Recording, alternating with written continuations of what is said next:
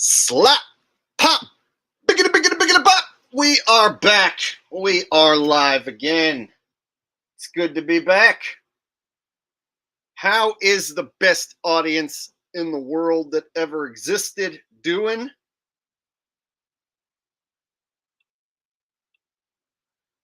All right. Hopefully good. All right, my watch page is on and popping. Looks like we are good to go. I had some super chats come in before the show even started. I'm going to go back and rustle them up like Russell Crowe. Some other fella, Russell Brand. I'm going to rustle up some super chants like Russell Brand would do with his horse face.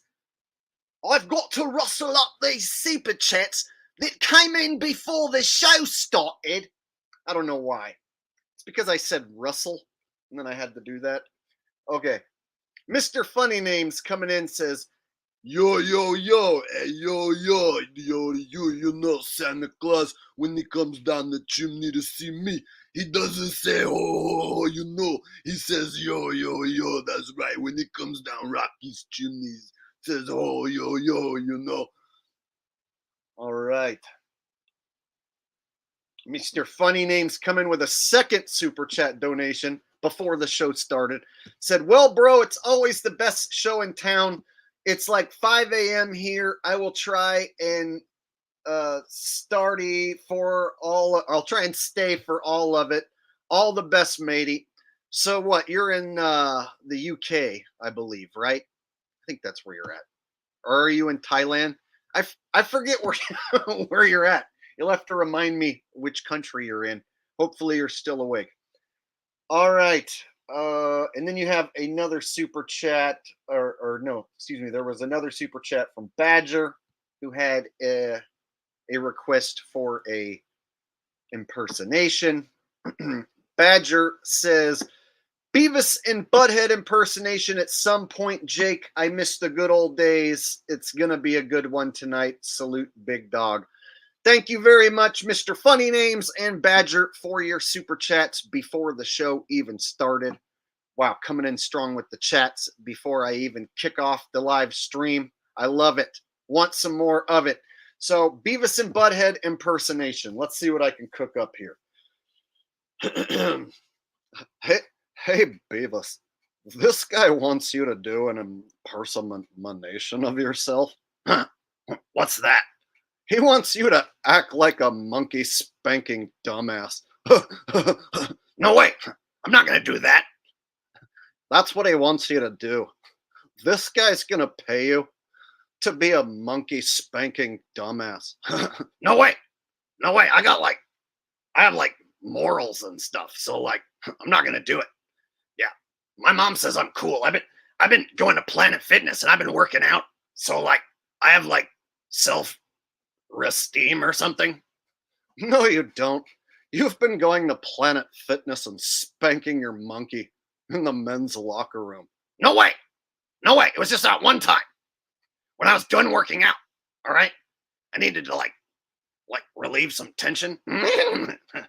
Yeah. Yeah. You relieve tension every time you go to Planet Fitness, Beavis. No way. It was just that one time. Beavis, do your impersonation of yourself spanking your monkey. No, wait. I'm not going to do it. Do it or I'll kick your ass. You can't kick my ass. I've been working out. I've been taking karate lessons at the YMCA. I'm going to kick your ass. Beavis, you've been spanking your monkey at the YMCA. No way. Beavis, if you don't do an impersonation of yourself right now, I'm going to kick your ass. No way, I'm going to kick your ass. Beavis, I swear to...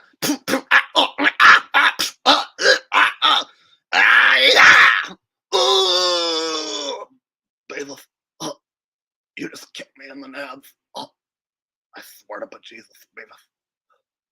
I'm going to beat your ass when I get up. No, wait. I kicked your ass. I've been working out. Yeah. There you go. Little Beavis and Butthead action for you.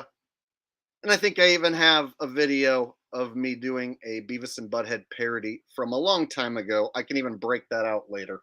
There you go, Badger, just for you. All right. Coming in with the super chats right out of the gate. Beavis and Butthead impersonation done and done. Let There Be Carnage says happy birthday. Oh, well, thank you. Yes, it is indeed my birthday. 41 years young. You guys have heard that one? That's what old people say. Yeah, I'm 41 years young. Mm-hmm. Gonna turn 40 next year. Just keep getting younger till I Benjamin Button my way out of existence. That's the plan. 41 years young and getting younger. All right. Thank you very much, Let There Be Carnage. And I guess I should sing happy birthday to me, but I'm going to do the restaurant version of happy birthday because it's faster. Happy birthday from me to fucking me. I wish it was my birthday. Actually, it is, so I can take a pee. Hey, there you go. That's the fast version of happy birthday. All right. Yes, I know I'm going to get 1,000 happy birthday wishes. So thank you to everyone wishing me a happy birthday. I'm spending it with you guys, the best audience who ever existed, because I don't have any birthday plans. So why not? All That Glitters is Old coming in with a donation says, "What's up, Jake? Waiting for a truth dose." Well, once I get through these super chats, mister, I'm going to break down this whole Creepy Joe stepping down business. In fact, you guys already know why Creepy Joe's stepping down. I'm just going to basically repeat myself and then say, "See? I told you." I'm just going to repeat some old shit that I already told you that most of you should already know tonight. So it's going to be a basically like a repeat episode, like I've already told you about Joe Biden being replaced. So obviously, they're taking him off the world stage because he's been replaced as a man. So now they're going to replace him as a candidate. And now that he's going to be out of sight, out of mind, people aren't going to be talking about how he's been replaced as a man anymore. See how that works? I'll get to all of it and prove my stance again. All right. Thank you all that glitters is old. I appreciate the super chat, sir. All right. Got Jonathan Luna in the house. As much love, Jake. I'm working late today. Got Andy here. All right. Got Benjamin Imhoff says, "Happy fucking B-Day from me to fucking you. I wish it was my B-Day so I could take a poo." Hey! No, he didn't say that. It's just something I made up. That's the restaurant version of happy birthday. It usually goes like this. "Happy birthday from all of us to you. We wish it was our birthday so we could party too. Hey!" Right? So if I sing it to myself, I say happy birthday from me to fucking me. I wish it was my birthday. It is. So I can take a pee. I don't know. It rhymes. It rhymes. All right. So I guess we should stop screwing around and break down these world stage shenanigans, huh? Yeah? All right. So yeah, big news. Creepy Joe stepped down.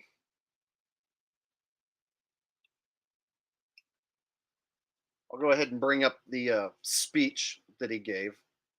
We'll listen to a little bit of it. You guys can tell me if you think it's an actor, or you can tell me whether you think it's an actor playing the part of Joe or whether you think it's an AI/CGI Joe. And then I'll get into some older examples where it was definitely a CGI Joe in the past. But let's just watch the latest Joe Biden speech. You guys tell me what you think.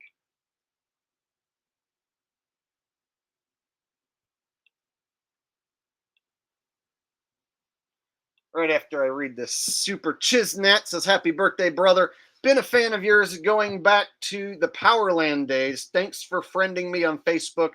It means the world to me. Boo-hoo. Are you doing my Alex Jones cry?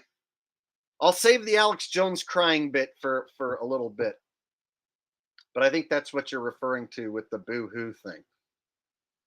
And yeah, the Powerland days, people ask whatever happened to him. Well, he got booted off of YouTube, and then he just started making cringy, terrible, like Instagram videos that nobody really likes or watches. And then he moved to like Mexico and started rubbing mud on his face and then claiming that it was anti-aging mud and that he was reversing his aging process. And then he started trying to sell mud. I think he even started calling himself Math Power Mud. No, Math Power Clay. And he's like, I brush my teeth with mud. I brush my teeth with clay. I wash my hair with clay all day. What do you say? He's like Mr. Mud Clay now. I think that's his deal. Yep. Haven't talked to him in like 6 years. But last I checked in, that was what he was doing.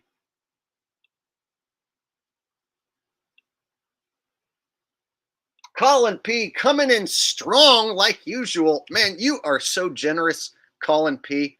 Coming in with a very generous super chat. Happy birthday to me. Thank you very much. Happy birthday indeed. Feeling happy already to be hanging out with the best audience in all of YouTube land. You guys. All right. Rose asks, did anyone see Donna kiss the fireman mannequin's helmet?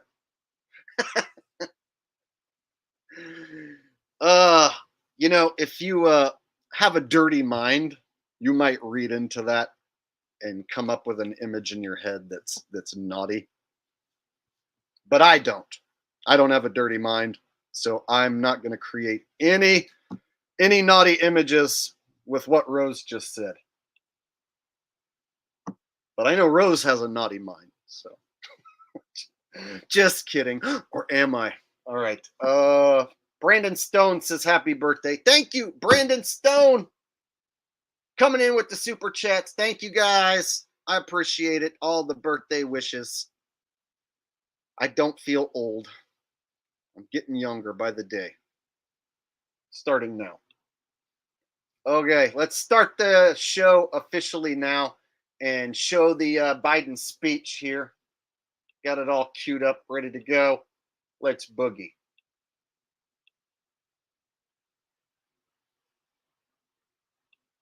My fellow Americans, I'm speaking to you tonight from behind the resolute desk in the Oval Office.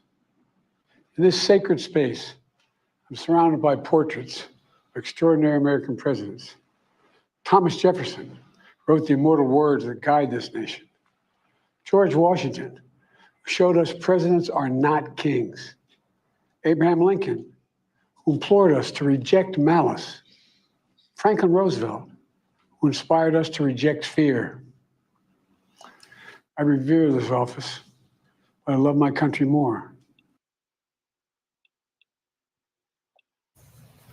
My fellow Americans, I'm speaking to you tonight from behind the resolute desk in the Oval Office.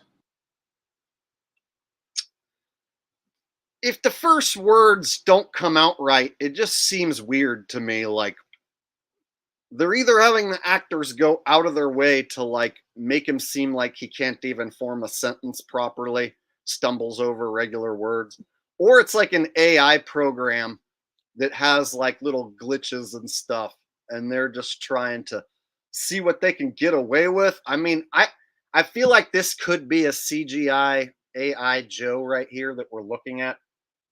And just the way it started, like, why wouldn't he be able to say the first couple words? And so Joe isn't that old. He's 81, and they're trying to make him out like, oh, he's just so old he can't read or talk or do anything. Can't find his way off a stage. My fellow Americans, I'm speaking to you tonight from behind the resolute desk in the Oval Office. I'm speaking you tonight.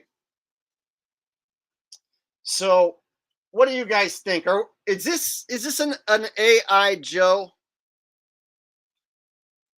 I'm feeling like this is looking like some sort of CGI Joe personally. My gut instinct is telling me. Now this one looks better than some of the ones in the past, and I'm going to show examples of the CGI AI Joe from the past where I'm positive it ain't a real guy. So I've always said that during live showings where they have to put a live Joe on stage. I've always maintained that my stance is they use actors who wear highly realistic masks, Hollywood style disguises, who pretend to be Joe. And that's for the live appearances. But then on TV, they have the option to use an AI or a CGI Joe. And I believe this is probably what we're seeing here.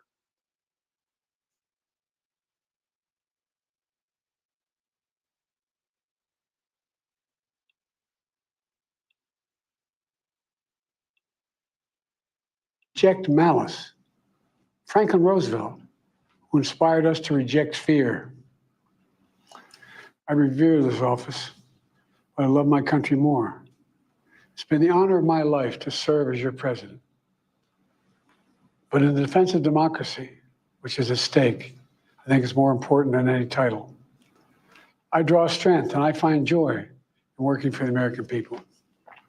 But this sacred task of perfecting our union, it's not about me. It's about you, your families, your futures. Okay, I want to point out that it'll only let me go up to like 720, so there isn't like a crystal clear version of this. And there's points where like you can see almost like glitches, for lack of a better word, where you can see like pixelation. That's probably the better word. So there's certain points where it looks a little pixelated, and so I've got it as high as the resolution will let me go. And so I would argue that there should be more crystal clean versions, but it seems like whenever they're using AI CGI Joe, you always get like a pixelated, downgraded version. About we, the people. We can never forget that. Shit. Circle it.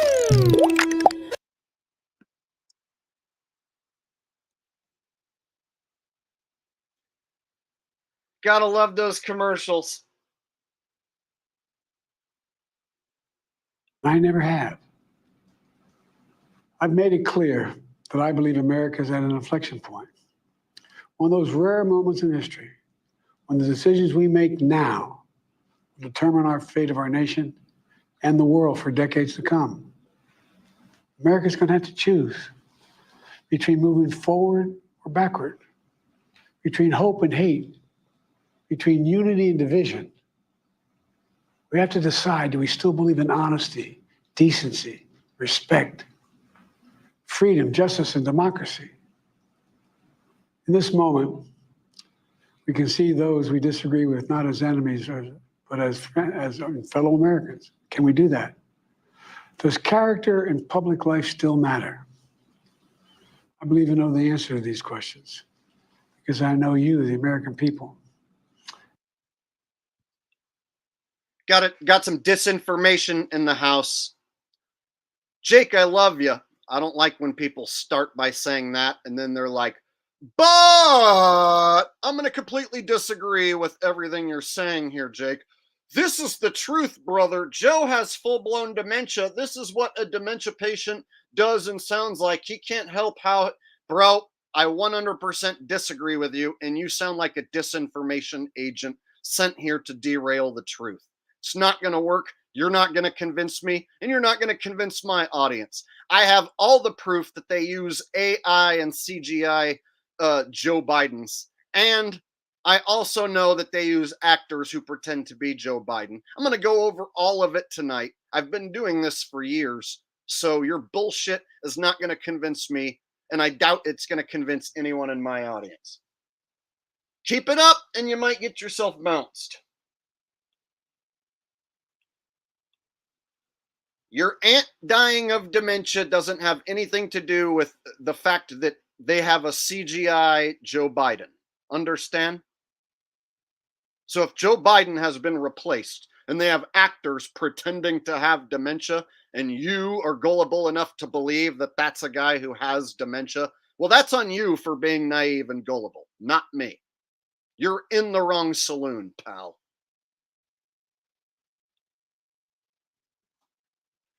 Yeah, controlled opposition indeed. We don't put up with that shit here. So keep crying about how Joe's a real guy who has dementia because you have a family member, and so therefore you're an expert. So what? Joe hasn't been replaced? Is that what you're saying? It's the same Joe all along? Is that your stance? Go ahead and continue that stance. In the next 2-3 hours, I'm going to destroy that stance. Controlled opposition doesn't last long in my house. Just saying. All right.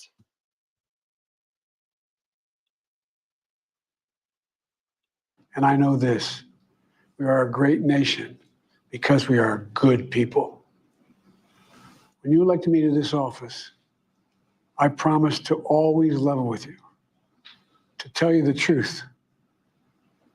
The truth. Sacred cause of this country is larger than any one of us. Those of us who cherish that cause cherish it so much. A cause of American democracy itself must unite to protect it. You know, in recent weeks, it's become clear to me that I need to unite my party in this critical endeavor. I believe my record as president, my leadership in the world, my vision for America's future, all merited a second term. But nothing can come in the way of saving our democracy. That includes personal ambition. So I've decided the best way forward is to pass the torch to a new generation. It's the best way to unite our nation. You know, there is a time and a place for long years of experience in public life. Okay, there he finally gets to it. He's passing the torch to a new generation. Sure. Emily coming in with a donation says Roseanne made some vid asking if they, quote, killed Biden's clone. Happy birthday. Yeah, Roseanne's one of those right-winger approved conspiracy theorists who tie back to Hollywood. So she gets to talk about the approved conspiracy theories to a degree, but she's controlled for sure. She's in the big club.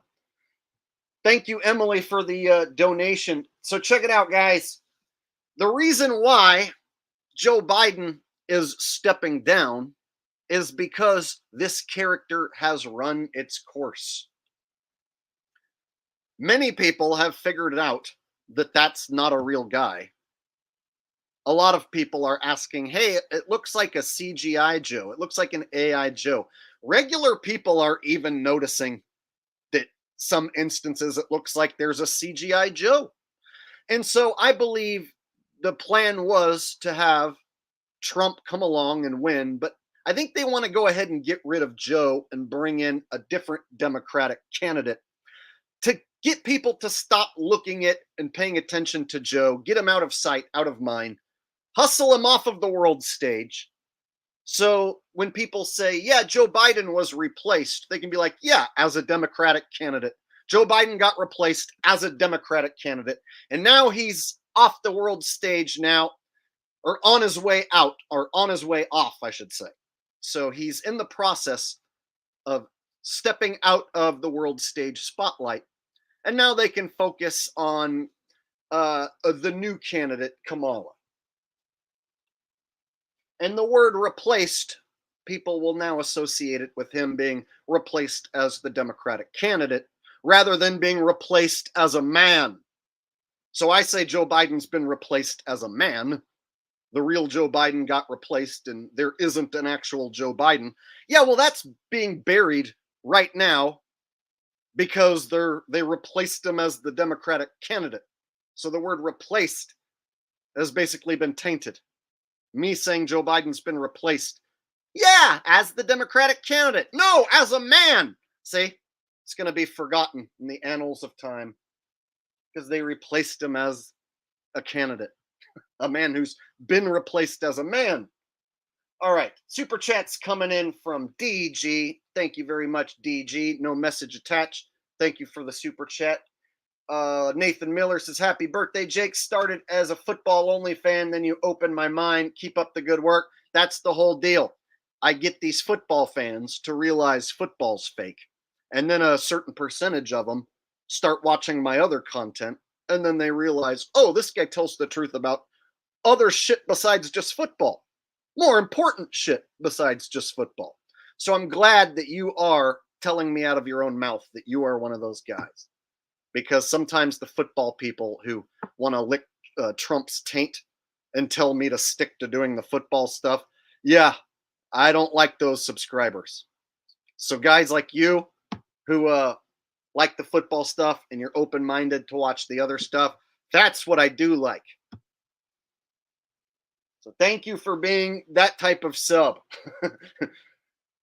A good, awesome subscriber who fucking has an open mind to all my content rather than just the football content. Thank you. I appreciate it, bro. All right. I think I'm caught up on super chats. So check it out. Oh, and thank you to all the birthday wishes coming in. Thank you very much. I appreciate it. So guys, they tampered with using a fake president for 4 years. People have caught them. Not enough people to cause like a huge backlash, but people have caught them and are on to the fact that they're using body double Joes for live appearances. People are on to the fact that they're using CGI and AI Joes. So I think they're just going to hustle him off of the world stage and be like, oh, look over here at Kamala now. See what I'm saying? Don't look at Joe. He's being replaced as the Democratic candidate. Look over here at Kamala. See? So I think having a fake president, a not real president, has run its course. They figured out what they can get away with using AI and actors, and they experimented with lots of different forms of faking the president. And I'll bet you they learned a lot. And so now I think they want to go back to having an actual person play the role. There's still going to be body doubles. So you're still going to have guys who can be a body double for Trump or a body double for Kamala. But Joe was replaced a long time ago and doesn't exist. So I believe this was their first attempt at having a not real president. They experimented with it. They found what worked and what didn't, and now they're going to move on to bringing Trump back. Is my thought. And so, since everyone thinks that it's a foregone conclusion that Trump will beat Joe Biden in the election, especially after that event, that happened at the rally, after that staged event, people are saying it's a foregone conclusion that Trump's going to beat Biden. So this shakes things up, keeps it entertaining and interesting. Oh, well, the old man steps down, and now you have a new candidate. Maybe she can beat Trump, see? So it's a way to shake up the predictable outcome, you see? Like in a pro wrestling, you think that these two are going to have a match, and then they throw a monkey wrench in at the last minute. No! Instead, it's this person who's going to WrestleMania, you see?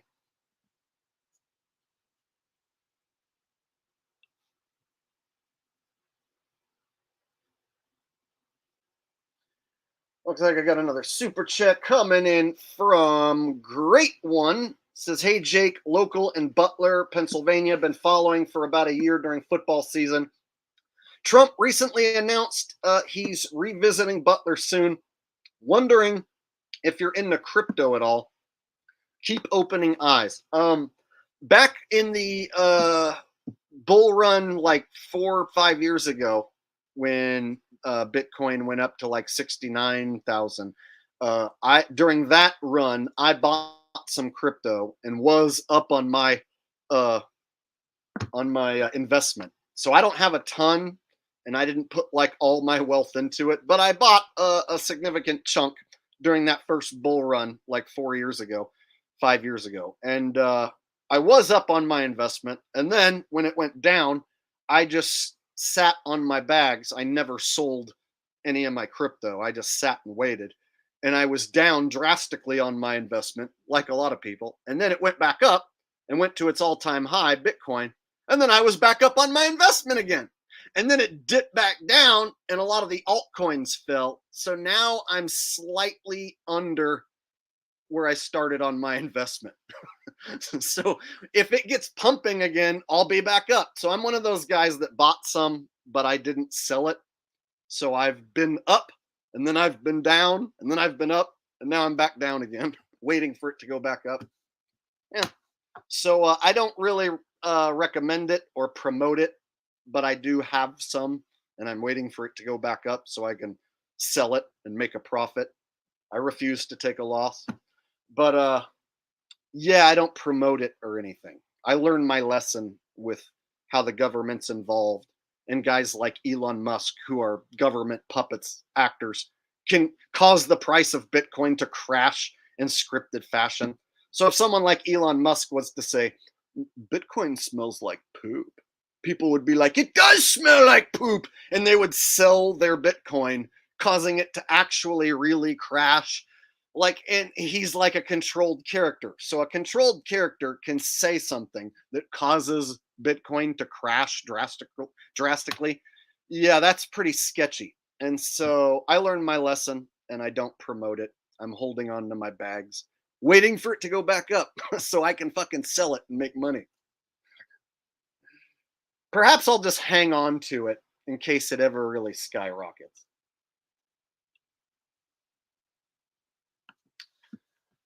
All right.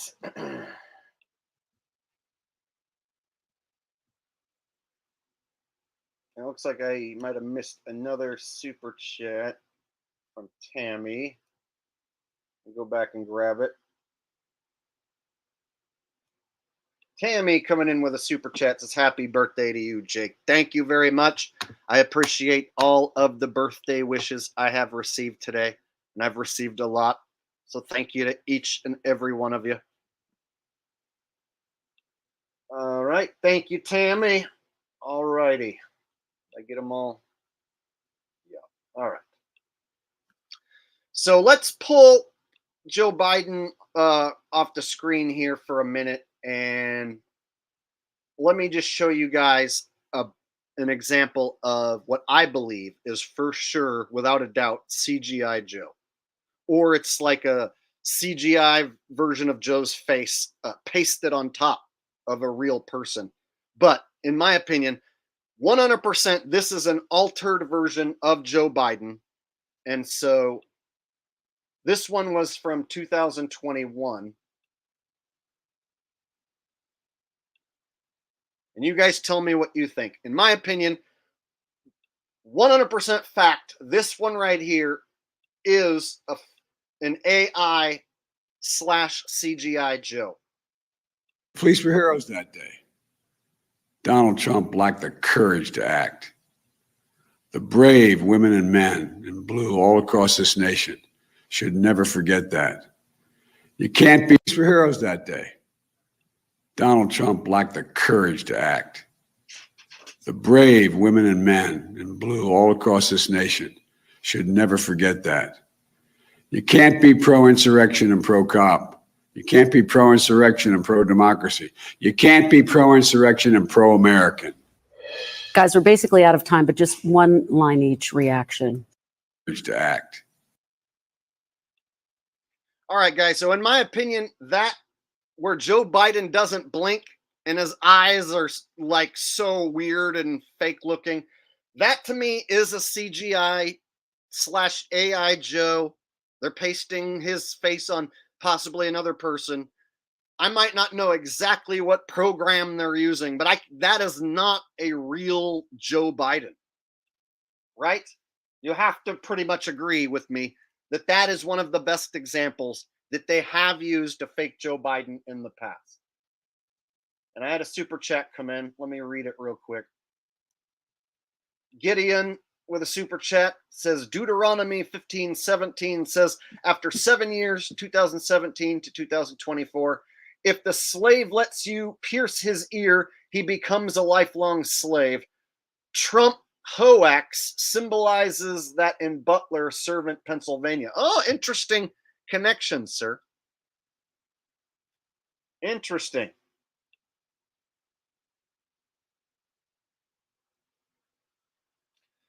So, guys, this clip is from 2001, and many of you guys are going to agree, right, that is a CGI Joe, right? Don't you guys agree? We're looking at a CGI Joe here. I'm not crazy. The brave women and men in blue all across this Watch the eyes, how the eyes don't blink at all and just stare straight forward. nation should never forget that. You can't be pro-insurrection and pro-cop. You can't be pro-insurrection and pro-democracy. You can't be pro-insurrection and pro-American. Guys, we're basically out of time, but just one line each reaction. I mean, Okay, so we're all in agreement.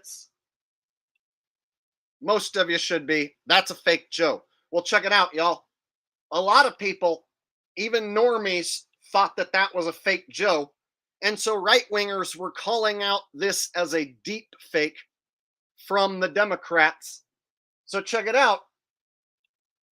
BBC puts out an article saying that there's false claims about that video being a deep fake. So according to the BBC, that's 100% a real video, and any claims of it being a deep fake are wrong. So my question is, well, why do they have to put out this article addressing that this is not a deep fake or a CGI Joe? That's because so many people noticed that particular video looked like a fake Joe Biden, a CGI Joe. And so they had to put out this article. People are falsely claiming a video of US President Joe Biden posted by the Democratic Party is a deep fake. A deep fake is a video created using artificial intelligence to show someone saying or doing something they didn't do. We've looked into the video. What are people claiming?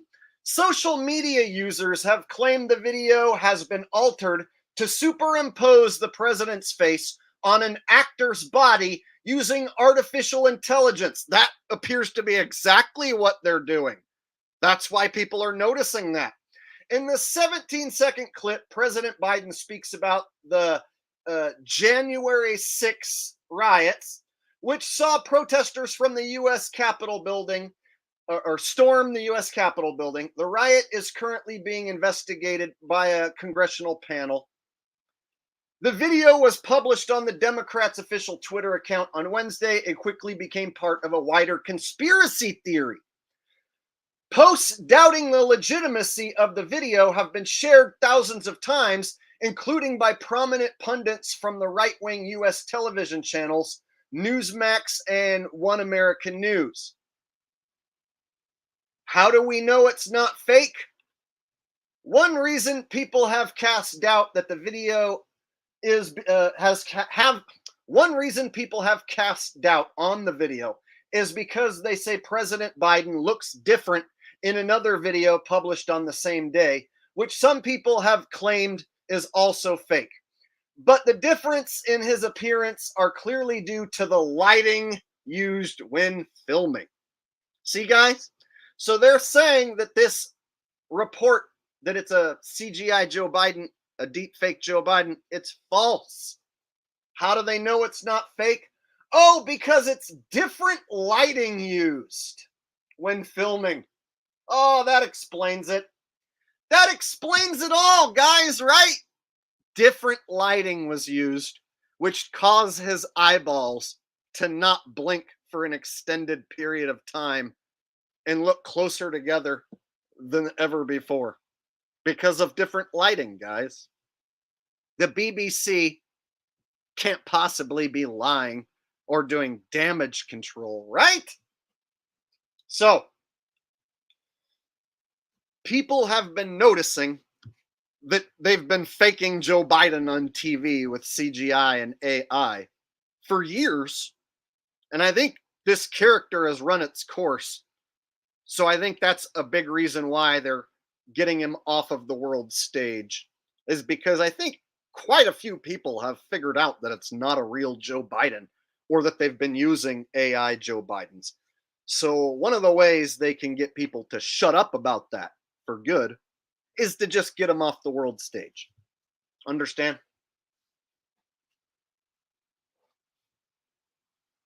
So it makes sense to me that they're like, okay, people think that it's a foregone conclusion that Joe's going to lose. And they're already noticing that it's an AI CGI Joe being used. And so we can replace him as a candidate, hustle him off the world stage, and keep the selection process more entertaining and interesting. Make it look like it's more of a fair fight if we bring in a new candidate.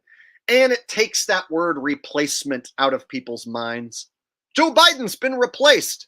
As a man? No, as a Democratic candidate. That's a big deal. Guys like me say Joe Biden's been replaced as a man. There's actors pretending to be Joe.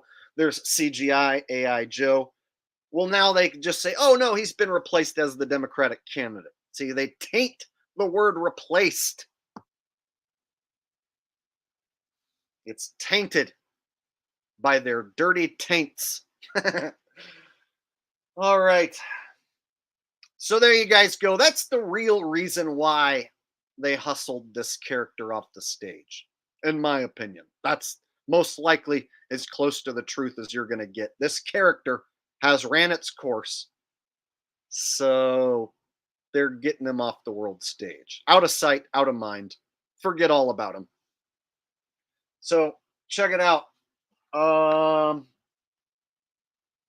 I made a video about this a long time ago, and I've showed it several different times. So,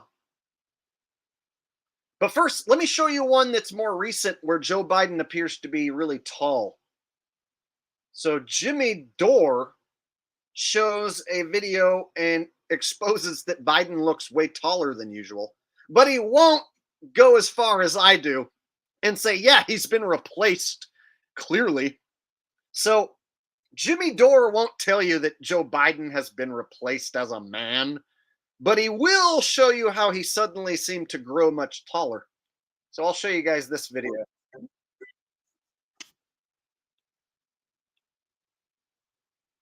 Some of you guys might have seen this clip already.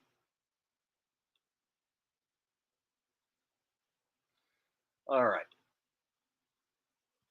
Whoa, got a big super chat coming in from Goga. Says, hey, Jake, thanks for all you do.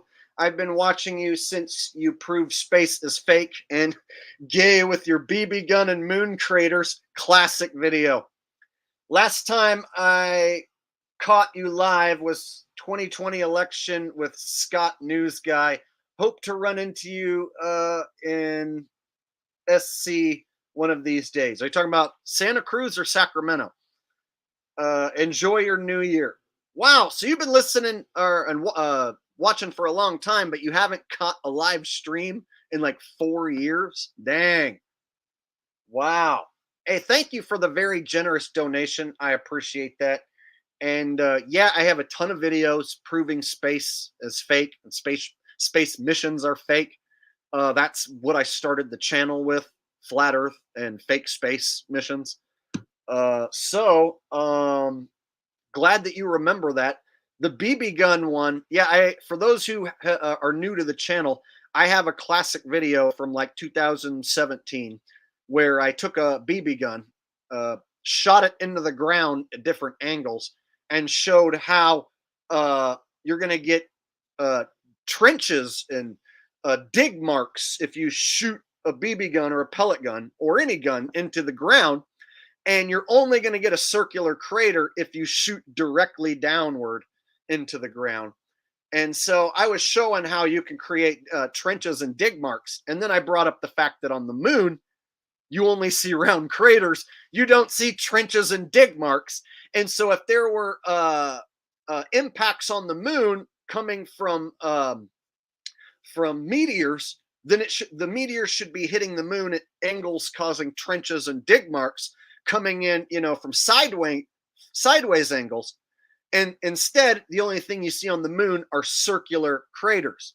So I proved that, if you shoot the ground with like a BB gun, you can create all sorts of different types of dig marks that don't look like craters. And so saying that the moon is covered in craters because of meteor impacts, well, with just a BB gun, I proved that shit wrong. So yeah, that's what he's referring to. I'm gonna have to go back and re-show some of these classic videos. Sometimes I forget how much shit I have proven and debunked. Thank you for reminding me. All right. And I appreciate the very generous donation, sir. From the bottom of my heart. Thank you very much for the long-time support. Mr. Goga. All right. So check it out, guys. This was a video that came out like 8 hours ago. So a lot of you have probably seen this, and a lot of you probably haven't. So check this out. Jimmy Dore, who I don't support, by the way, but watch him bring up how Joe Biden suddenly appears to be like 6 inches taller than usual.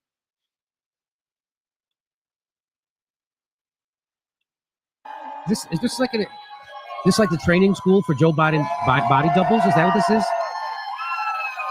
Because look where she is. Look where she is, right? So she's like barely up to his shoulder.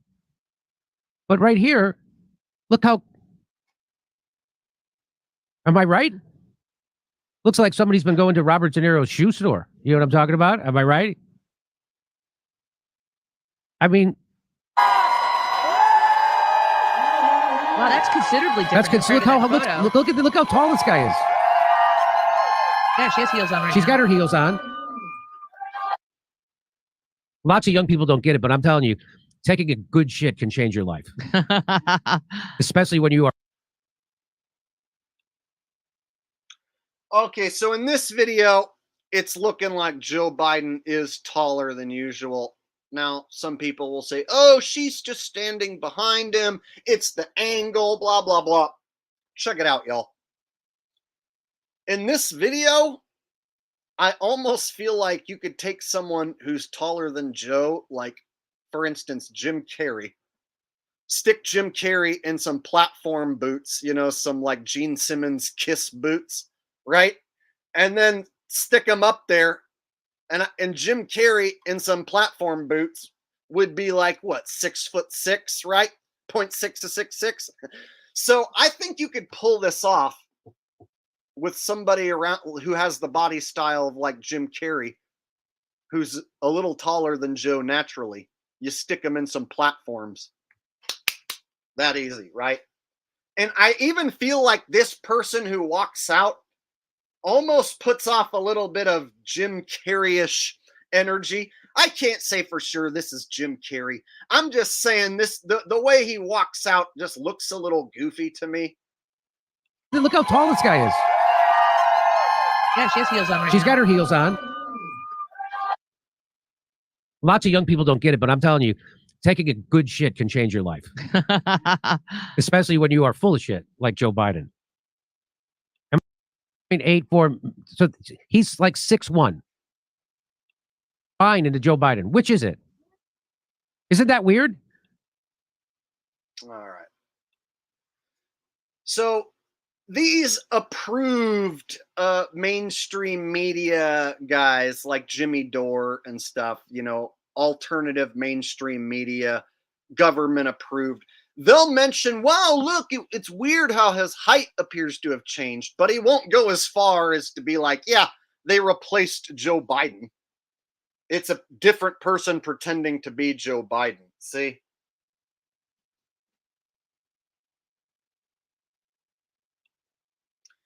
Yeah, see, I already looked this up. Joe Biden is said to be 6 foot. Jim Carrey is said to be 6'2". So if you were to take Jim Carrey and then stick some like platform shoes that have a sole that's like 3 or 4 inches bigger, and have Jim Carrey basically standing on some platform style shoes, then you could make Jim Carrey 6'5", and then he would appear to be half a foot taller than Joe. Than Joe would normally be. See? So I think something just as simple as just taking an actor who's already 2-3 inches taller than Joe, sticking him in some platform shoes, and you could get somebody who looks like a really tall Joe. That's just my thoughts. So yeah, you'll see other people bring this up, but they won't go as far as I do to point out how it's not the same Joe Biden, and that they're using actors to play the part. In my opinion, they use different actors.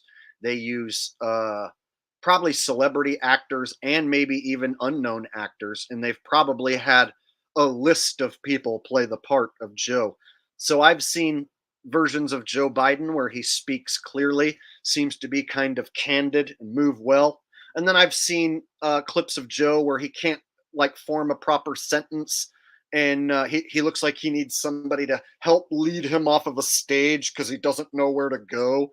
And I'm just not buying that he's so old and demented. I buy that the actors are playing that role, but I don't buy that it's an actual old guy who's old and demented. I don't buy it. So check it out. I looked into well, first let me show you an old video that I made just to show I've been talking about this for years. And then I'll show you guys some other people who are the same age as Joe Biden, and how they don't seem as old and demented and decrepit as Joe. And in fact, quite the opposite. All right.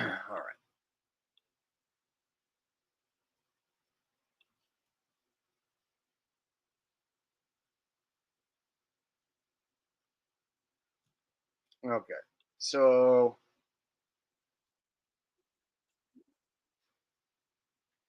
I made a video about Joe Biden being replaced by an imposter and or CGI AI Joe. I made a video about this back in April 13th, 2021. Pull it up right now. It's an old one that many of you have seen.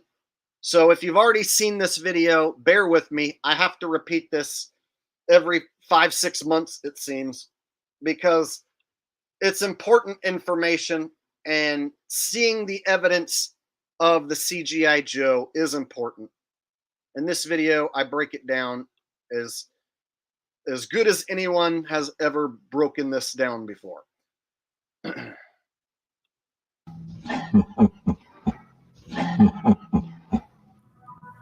There is something seriously wrong with our president, Creepy Joe. Now, a lot of you guys may have seen this video floating around, but you haven't heard me break it down yet. And in my opinion, this video interview that Creepy Joe did during the elections on CNBC, this video interview is the best single piece of evidence that Joe has been replaced by an imposter actor or a team of imposter actors who are carrying out the role of Creepy Joe. In fact, Creepy Joe may have been gone for years and might only exist in the world of CGI. Sound like a crazy conspiracy theory? Well, by the end of this video, I'm pretty sure your mind's about to be blown. Let's dive in. Okay, so Ramo Jakupovic says, so who wins, Trump or Kamala? Oh, I've been saying all along that I believe Trump is coming back, that he has been selected, and he already knows he's been selected. And so I believe this Kamala thing, she's going to go through the motions, and she's going to appear to be more of a challenge to get past than Joe. People were looking at Joe like, oh, he has no shot at beating Trump. So now by bringing in the new candidate, they can make it look like perhaps Trump doesn't have this in the bag just yet. They can make it more exciting. But in the end, I think they accomplished their goals under Trump. and they need the right wingers rallying behind him, believing that America's going to be made great again, believing that the economy is going to be turned around. They want to keep pushing that old school American dream that only Trump can provide for you. And so they can do a lot of evil, dirty, dastardly, dubious deeds with Trump at the helm. And they can get all the right-winger patriot types to totally go along with all the evil, dubious, dastardly deeds if they think that their guy's in charge. So I think it's in the best interest of the evil elites to have Trump be selected as the next president. Okay, so check it out, guys. This video is from 2001. A lot of you guys have seen it. This is repeated information, but I want to prove that they have used CGI Joes, AI Joes, and so the fact that they're pulling him off the world stage now is most likely the fact that this character has ran its course, and they don't want to have a problem with this getting out of control where too many people figure out that it's a fake Joe Biden. So I think they're just going to hustle this character off the world stage now and pretend like it never happened. Ramo Jakupovic said, so you are against Trump. 100% I'm against Trump and Joe Biden and all the politicians. Trump is an actor and a puppet tool of the elite. He took place in a staged event at his rally. Everyone at the rally took place in a staged event. So yes, I'm totally against him. He's an evil puppet shillbag. And I'm against Joe too, which is why I'm exposing Joe right now. Got a donation coming in from Great One, says, Jake, assuming Trump does another Butler visit in the near future, as his account says, what should we be looking for or filming? Would you expect another crazy event for the second straight time? No, I would expect a nothing burger the second time. I could be wrong, but I would expect that other people are going to expect something. So I would expect a nothing burger. Perhaps they even set up more of a legitimate rally where real people are allowed to attend. So I think the last rally there in Butler was a controlled set, and they only allow their actors on that stage, whereas they could have a more of a real one where they let real people show up and get involved. And they have lockdown security, super tight security, and all the people who show up supporting Trump, they could actually let real people show up to this next one, have it be a nothing burger. See? And that will lead people to believe, since they showed up to that one and participated, that the one before it must also be legitimate. You see? So I think that last rally was a closed movie set, and only actors were permitted to be on the set.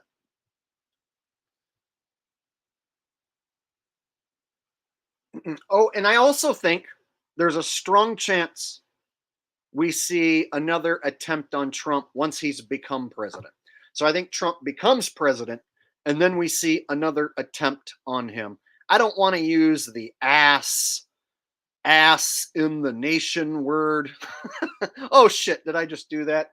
When you have an ass being an ass in the nation, then perhaps they might decide to stage an attempt. So, yeah, I am expecting when Trump becomes president, we see another attempt. Quite possibly, the attempt will be successful, but the whole thing will be pretend. So I think another bang bang situation once Trump has already become president sounds very, very plausible. Very likely. I would be more shocked if he went 4 years and there was no attempt made on him again.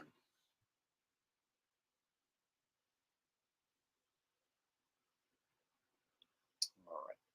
So let me go ahead and play some of this video It's an old video, but it's still important. Joe Biden's about to step off of the world stage, be replaced as the Democratic candidate. But back in 2021, I was telling you, he's been replaced as a man, which is even more important. And it's way more true. Oh, and before we get started, just in case you've never seen this video before, keep your eyes focused on Joe Biden's neck. That is where all the action takes place. Again, eyes on Creepy Joe's neck. Here we go. Mr. Vice President, thanks for joining us. Thanks for being out here. Thank you. How's that bus tour? You had a wild exchange this morning. Well, that was actually a little bit of fun. The fact is that we had a great bus tour. We've about 660 miles. We're going to day 6. First thing out of his mouth, 660 miles going into day 6. See how he just conveniently spits out 666 right out of the gate. Now again, keep your eyes on the neckline. We've had a couple thousand people show up. They're enthusiastic, and it was interesting the response to the crowd when that fell. Yeah. And that there's plenty of room to be able to do things that make a lot of sense. That's why, look, I have always been of the view that the tax policy is not about punishing people. It's about giving everybody a shot, giving everybody an equal prospect. And so what I call for example, there's overwhelming evidence now that the idea that the capital gains tax is promoting growth is just not the case. So the first thing that people notice when they see this video is the completely unnatural neckline of Creepy Joe. Holden Smith coming in with a super chat donation that I almost missed, but Rose, one of my beautiful mods, text me and let me know I missed the super chat. So thank you, Rose. Holden says, what did you think of the Kamala Biden phone call? I totally did not listen to that.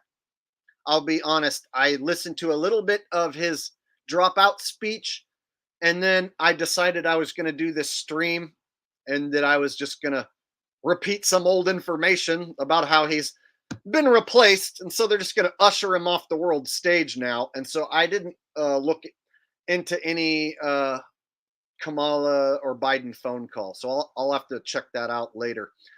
So yeah, I didn't even listen to that. So thank you, Holden, for the donation. I'll have to check that out after the stream.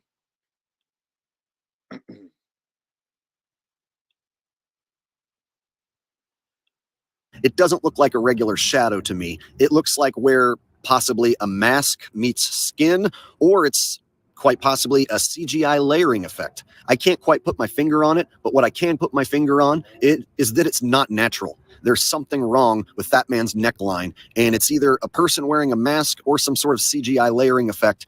Now, that's the first thing most people notice when they see this video.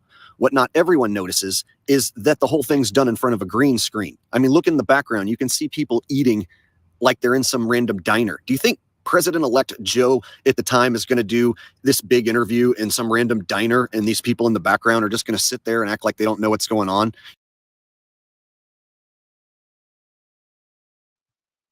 Okay, so this interview clearly done with a green screen, and they put like some people eating in the background.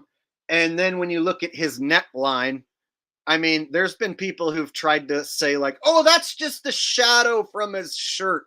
It's like, no, that's not just a shadow from his shirt. There's look at the way it looks like a computerized line right there. Like you really have to make up some crazy excuses to be like, oh, that's just because of his shirt. You don't think people would crowd around the table, stare directly into the camera, walk up and interrupt and ask for an autograph? I mean, come on. This background is obviously done in front of a green screen. So if the background is green screened in, this whole interview is completely unnatural to begin with. So it's not too far out of the imagination to think that Creepy Joe's face could be CGI layered right on top of some other person, or it could be some guy with a really realistic mask of Creepy Joe pretending to be Creepy Joe. This is the first thing I see when I look at this video. Let's continue. It wasn't until Republicans started taking it away that all of a sudden people said, whoa, I didn't know that's where I got that from. And look what we did. We won back 41 seats, Republican seats. And so people said, whoa, I didn't know that's where I got that from. And look what we did. We won back 41 seats.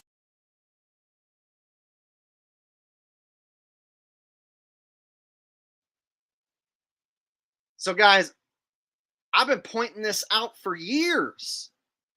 And you know what? Like, I pay attention to detail. I look at like the body language. I don't just look at like this one line and say, oh, okay, I think Joe Biden's a clone because of that one line on his neck. No, I look at lots of examples and lots of things. And so when I come to the conclusion that they're using actors and CGI AI Joes, I believe my conclusion is 100% correct, and nobody can prove me wrong. But if you tell the average person that Joe Biden has been replaced, they look at you like you're crazy. You're batshit crazy if you think Joe Biden's been replaced. But when you look at the evidence, no, you'd have to be batshit crazy to think that that's the same guy, that that's a regular old man. Dispassionate Observer says, Jake, my deepest respect. Thank you very much, Dispassionate Observer, for the deep respect and the super chat. I appreciate both very much.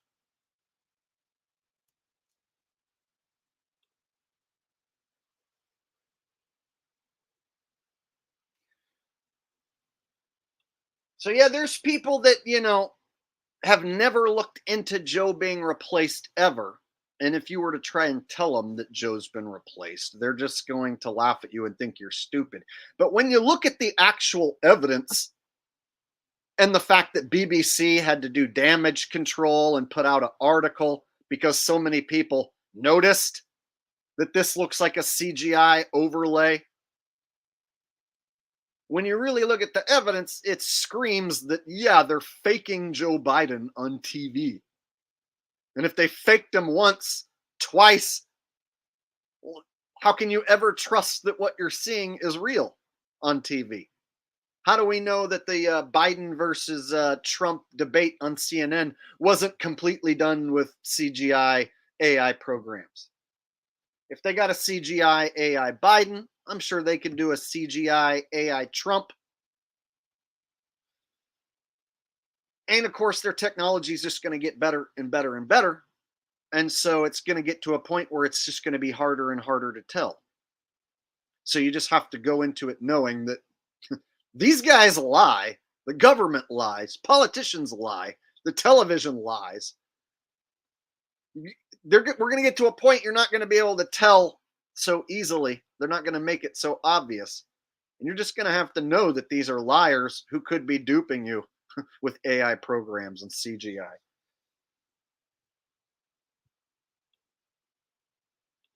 Republican seats in purple and red areas because people, so you didn't hear any Republicans out there saying, I'm going to take away your pre-existing condition coverage because they figured it out. Now, don't just take my word for it. And if anyone thinks that I did something to manipulate these video clips, you can go watch the full interview on CNBC's YouTube channel. You can go over there and watch the entire thing and come to your own conclusion. Now, I will recommend that you do go over there and watch it. And when you do, make sure you smash the thumbs down button.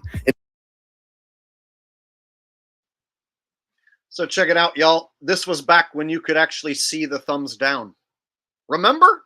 You used to actually be able to see the number of thumbs down. The reason why they started hiding the thumbs down was because Joe Biden videos and government videos were getting thumbs down by the public so much, they were getting ratioed so badly that they decided to hide it. So Joe Biden videos were getting ratioed like this basically every time. So they just decided to hide the thumbs up. Now, I'm not the only person that notices in this example that it looks like they're using a CGI layering effect or a mask or something. So people in the comments of this video spotted this. And so now you see, you know, these news companies shutting down their comment sections in a lot of cases. Oh, you can't leave a thumbs down and you can't leave a comment? Gee, I wonder why. What are they afraid of? People pointing out the truth? Yes, that's exactly what they're afraid of. People pointing out the truth.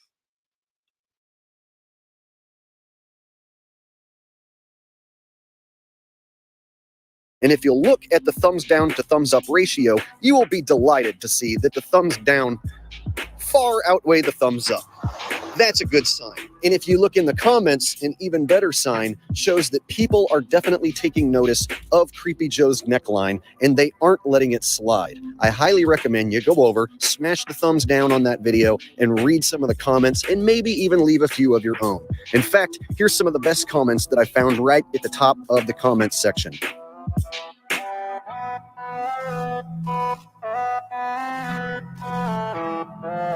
And I especially liked this guy's comment. He says, "We're going to see more and more of these anomalies as the truth comes out. This is for the sleepers to see. They will finally wake up."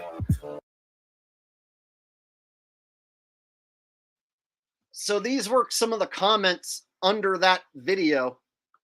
And this was back, like I said, when you could still leave a thumbs down. And the comment section on these videos was still open. So people were pointing out, oh, we're going to see more and more of these anomalies as the truth comes out. This is for the sleepers to see. So people noticed what was going on with Joe and were talking about it in the comment section. And then other people were agreeing. So I'm not the only one. I'm not the crazy cuckoo conspiracy theorist who just like made this up for clicks. This is something a lot of people noticed. I hope so, my man. And I absolutely loved this comment by Laura Salva. She says, "A true journalist would have said, 'What is that under your chin? Are you wearing a mask? Why are you wearing a mask? Are you the real Joe Biden?'" Exactly. We didn't get any of those questions asked, and that would have been some real groundbreaking journalism right there. But the last thing you're ever going to receive is real groundbreaking journalism when you tune in to the mainstream media. See, so check out that comment right there. She's straight up asking, what is that under your chin? Are you wearing a mask? Why are you wearing a mask? Are you the real Joe Biden? And then 154 thumbs up. You see, that's one of the things that they're getting rid of on YouTube is people having a discourse and talking to each other. So a comment like this, if I show up and try to agree, oh, well, now my comment doesn't show up. And then you show up and try to agree and say, yeah, did you see this other video? Oh, your comment doesn't show up. And then you got to go to like sort by, show newest first in order to even see your comments. And so they're making it harder and harder for us to even talk amongst ourselves in the comment section.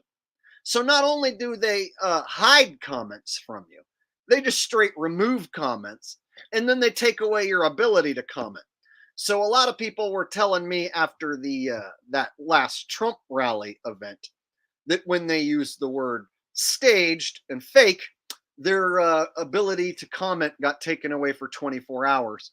And they were told by YouTube that their comments was violating hate speech. So I know exactly how it goes to like have your comments hidden, have your comments removed, have your content removed. And so it's looking like they don't want us to have full-on conversations anymore. And so that's why they go so far as to make sure that we can't respond to each other. They don't want us sharing information back and forth, especially truthful information.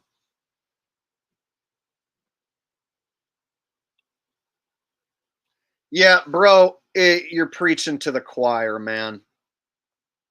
Meanwhile, it's perfectly acceptable to show up and call me any name in the book, insult me. That's perfectly acceptable by YouTube. That's not hate speech. But if I say, Trump supporters are naive. Oh, well, that's hate speech. Yeah, man.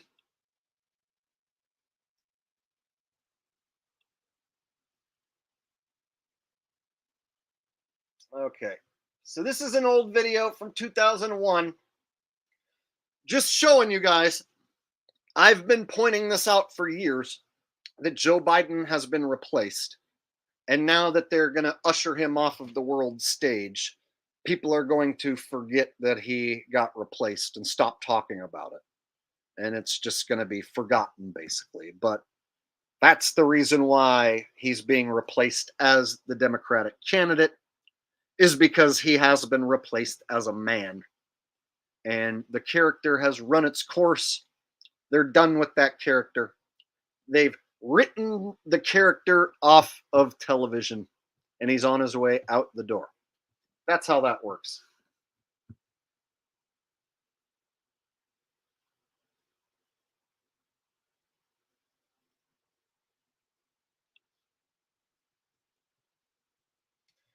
All right.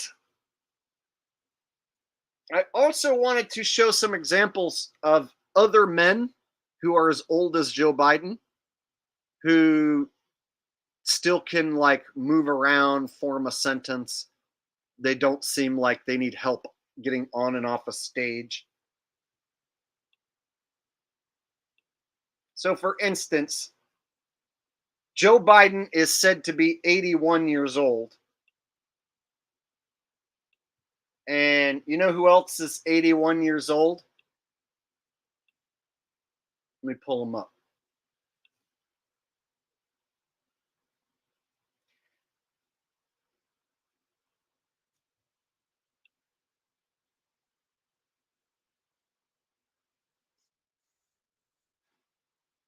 So, you guys may have heard of the band the Rolling Stones, Mick Jagger, Keith Richards. Well, Mick Jagger is 81 years old, the same age as Joe Biden, and he still performs live 2-hour-long shows with the Stones. So this guy, oh, here's another crazy thing. His birthday was today. Mick Jagger's birthday today. My birthday today. Mick Jagger's 81, and I'm 41. So happy birthday, Mick Jagger. So check it out. He can still get up on stage and perform.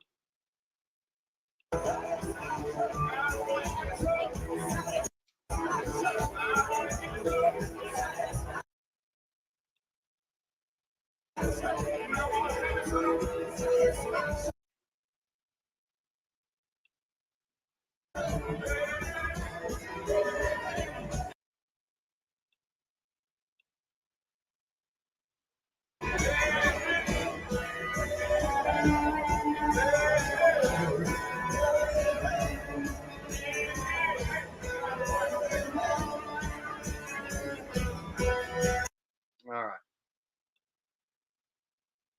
Some people might not understand why I'm showing this. That guy's the same age as Joe Biden. So, one guy's 81, and he can go up there and sing Satisfaction and classic rock for 2 hours. And then the other guy is like, I could barely form a sentence. I'm about to shit my pants. Can somebody show me the way to get off the stage? Yeah, same age as this guy who performs for 2 hours.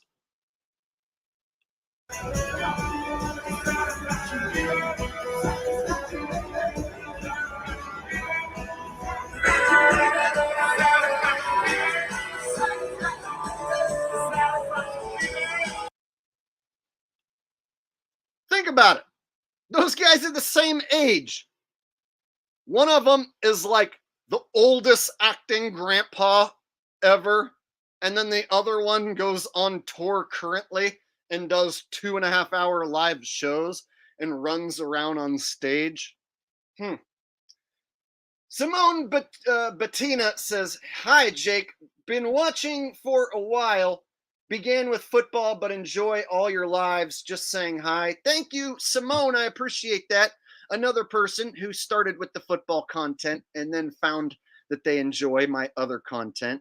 Thank you very much. I really love going live and doing what I'm doing now. So thank you for being here with me tonight, celebrating with me on my birthday. I appreciate the super chat very much. Thank you. All right. So, look at this dude. He still moves around pretty good. Now, I could argue that perhaps you can put some dudes in a mask and have them pretend to be the Stones. So, you could theoretically put some dudes in costume and have them pretend to be the Stones. But my favorite band, Blue Oyster Cult, the two main members are 76 years old and the other one is 79 years old.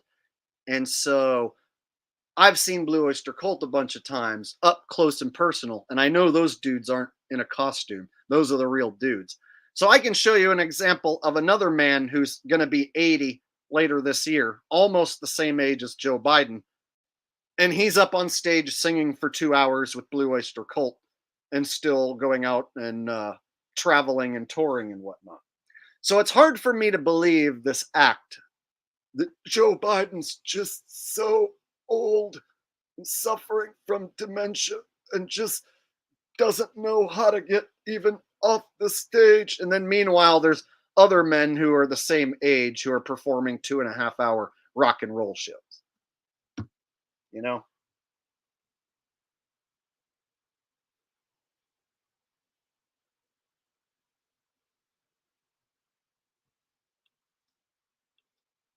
All right. I'll show a quick example of the last concert I was at, Blue Oyster Cult in Reno. And these guys are almost the same age as Joe Biden.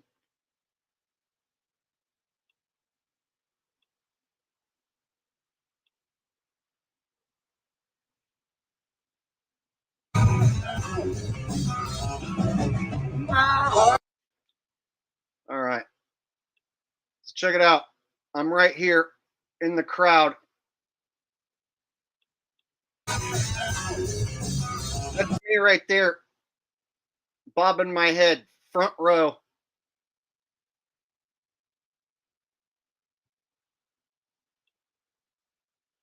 So here's Eric Bloom. Eric Bloom is 79 years old. So he's almost the exact same age as Joe Biden. And he still will play guitar. He plays keyboards on some songs. And he sings half of BOC's tunes. And BOC will play between an hour and a half and 2 hours when they do a live show.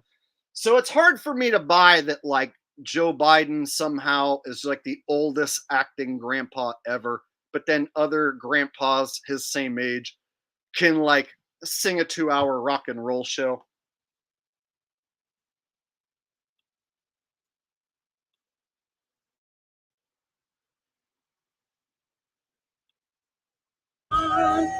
If we rock and roll, 3,000 guitars, they seem to cry. There's no doubt in my eyes, so listen up, let go, rock and roll. Oh yeah, we got the cities on play now. We rock and roll.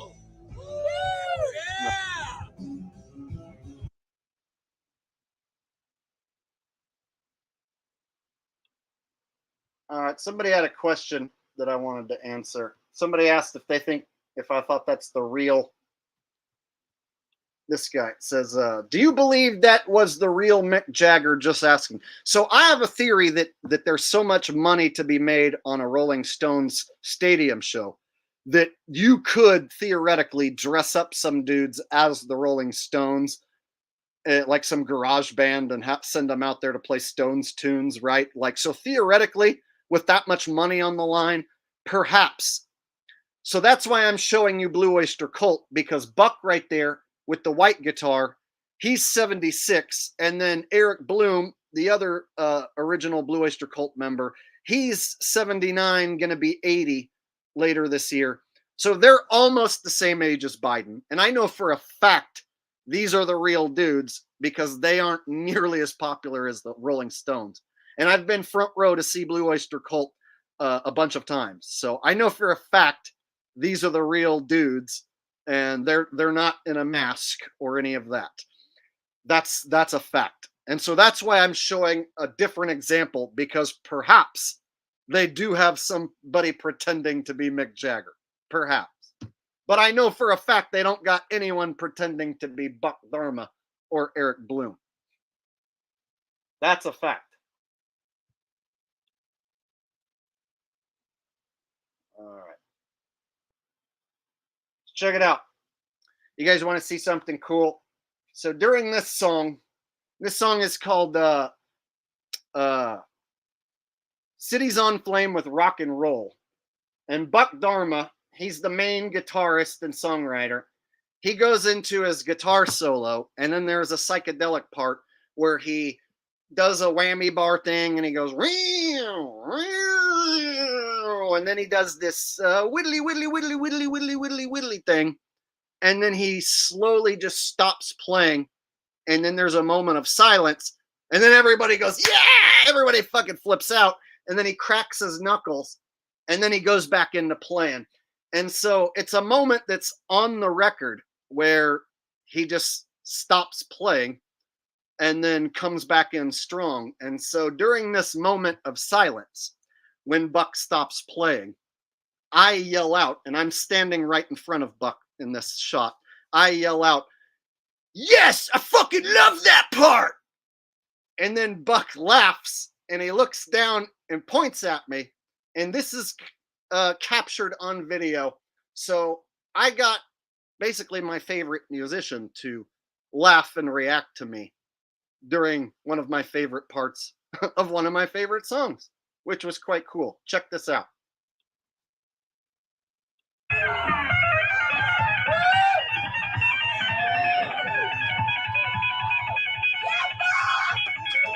Yeah, Buck! Yeah, Buck. I love that fucking part. Yes. Go, John, go!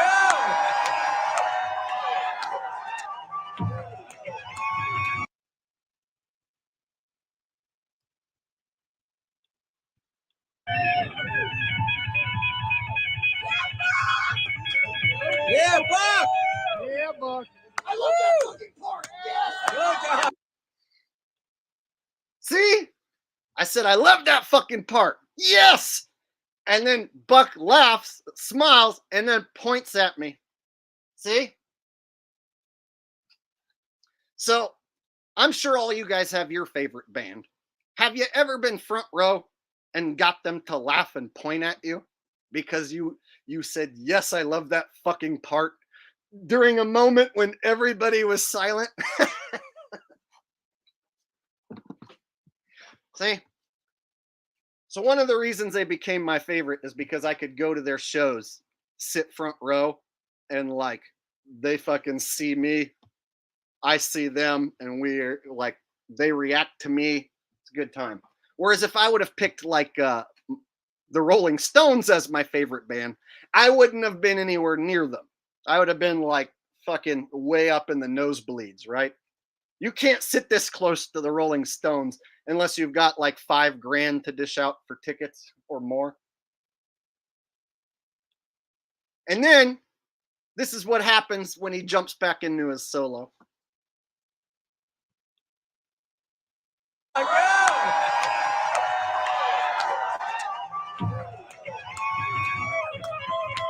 Go, John, yeah! Woo!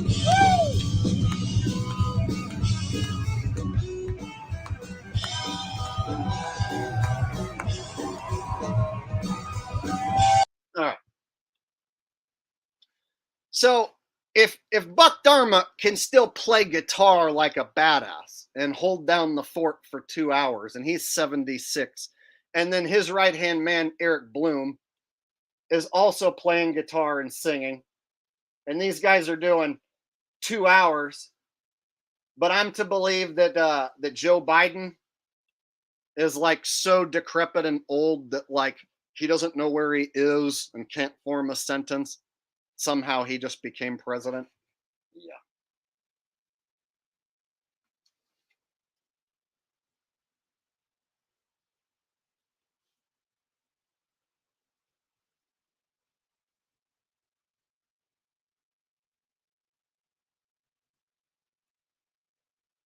So I just wanted to show some examples of some old dudes who are about the same age as Joe, and they are way more active, right?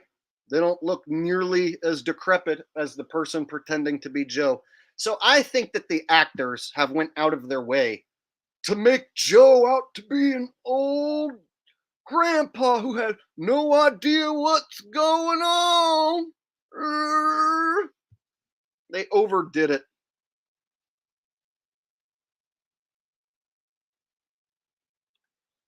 The original Joe may very well be dead, Andy. That could very well be true. Good chance, even.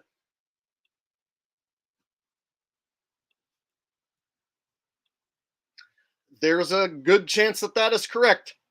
No way for me to know. Perhaps the original Joe character has retired and the likeness and character was passed on to some other actors. I couldn't tell you for sure, but I often wonder about these celebs who get replaced, whether they are gone, deceased.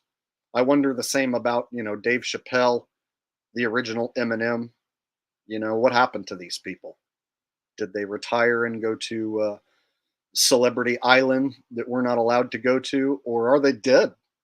I don't know.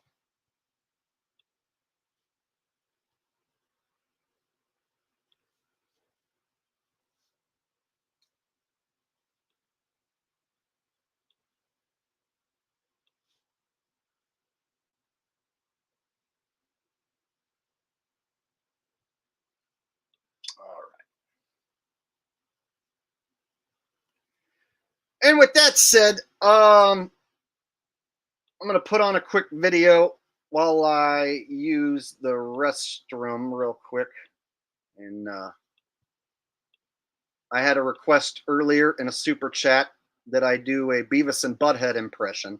And I did the Beavis and Butthead impression, but I'm going to do even one better. I have a Beavis and Butthead parody video that I made back in 2016. And it's really good. I spent a lot of time on it. And so I'm going to bring it back from the dead. My Beavis and Butthead parody video while I use the restroom. All right. So without further ado, here is the lost episode of Beavis and Butthead, performed entirely by me. Beavis and Butthead Flat Earth episode.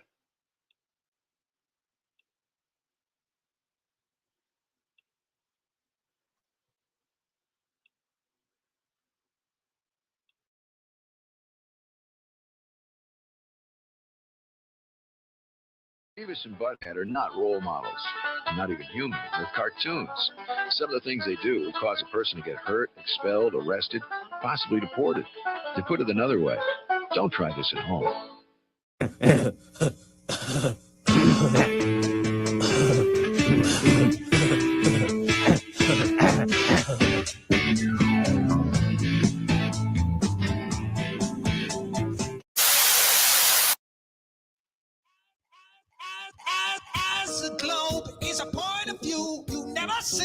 Hey, look, check it out. I think it's like Matthew Powerland.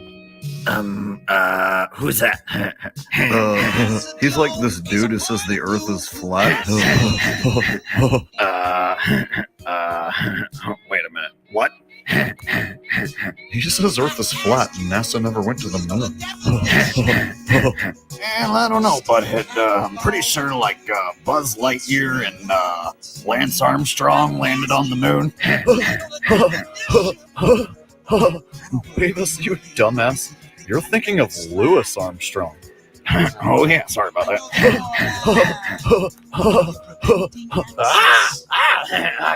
Who is that guy, Butthead? That's like Eric Dubé. He says if you go to the ocean and you pull out your stethoscope, you can make a boat reappear after it disappears or something. He's like, I'm Eric Dubé. Yeah, he thinks he's all tough because he knows Wang Chung karate. Do you know the definition of Billy?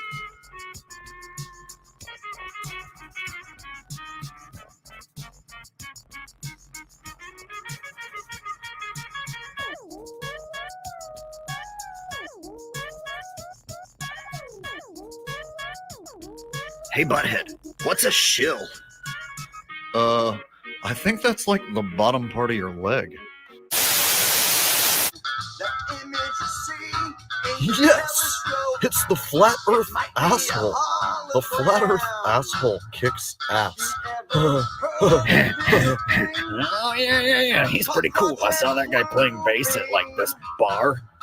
You've never been inside a bar, Beavis. Yeah, I know, but I was, like, standing around out, like, front, and, like, they had the door open, so I, like, got to peek inside for a minute. You weren't there. It was pretty cool. Yeah, right. You just stayed home and spanked your monkey. Oh, yeah.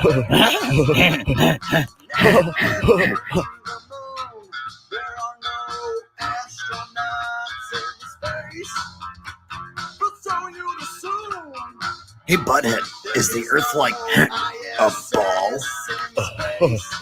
You said ball.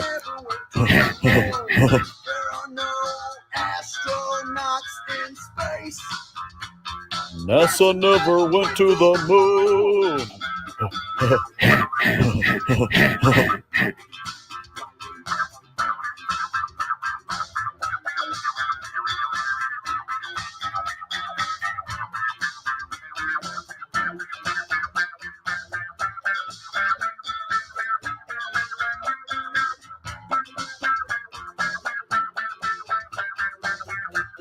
This is like the funkiest song ever. Yeah. Oh, yeah. What? Oh, yeah. Beavis, get the hell down from there before I kick your ass. Damn it, right now. Get the hell down from there before I kick your ass. Damn it, I'm gonna count to 3, Beavis. 1, 2, oh!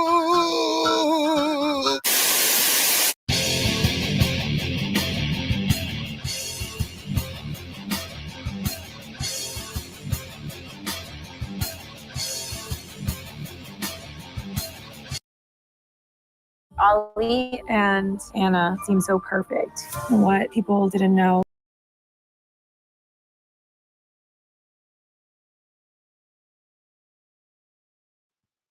All right, there you go.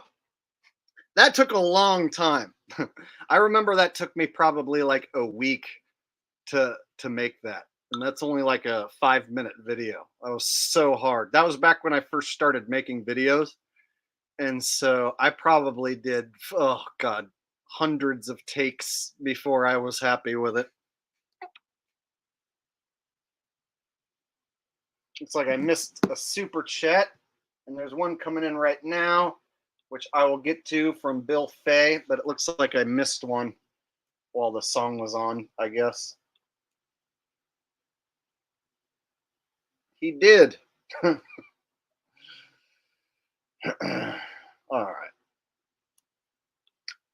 Ramo Jakupovic with a donation, no message attached. Thank you very much, Ramo. Appreciate it, bro.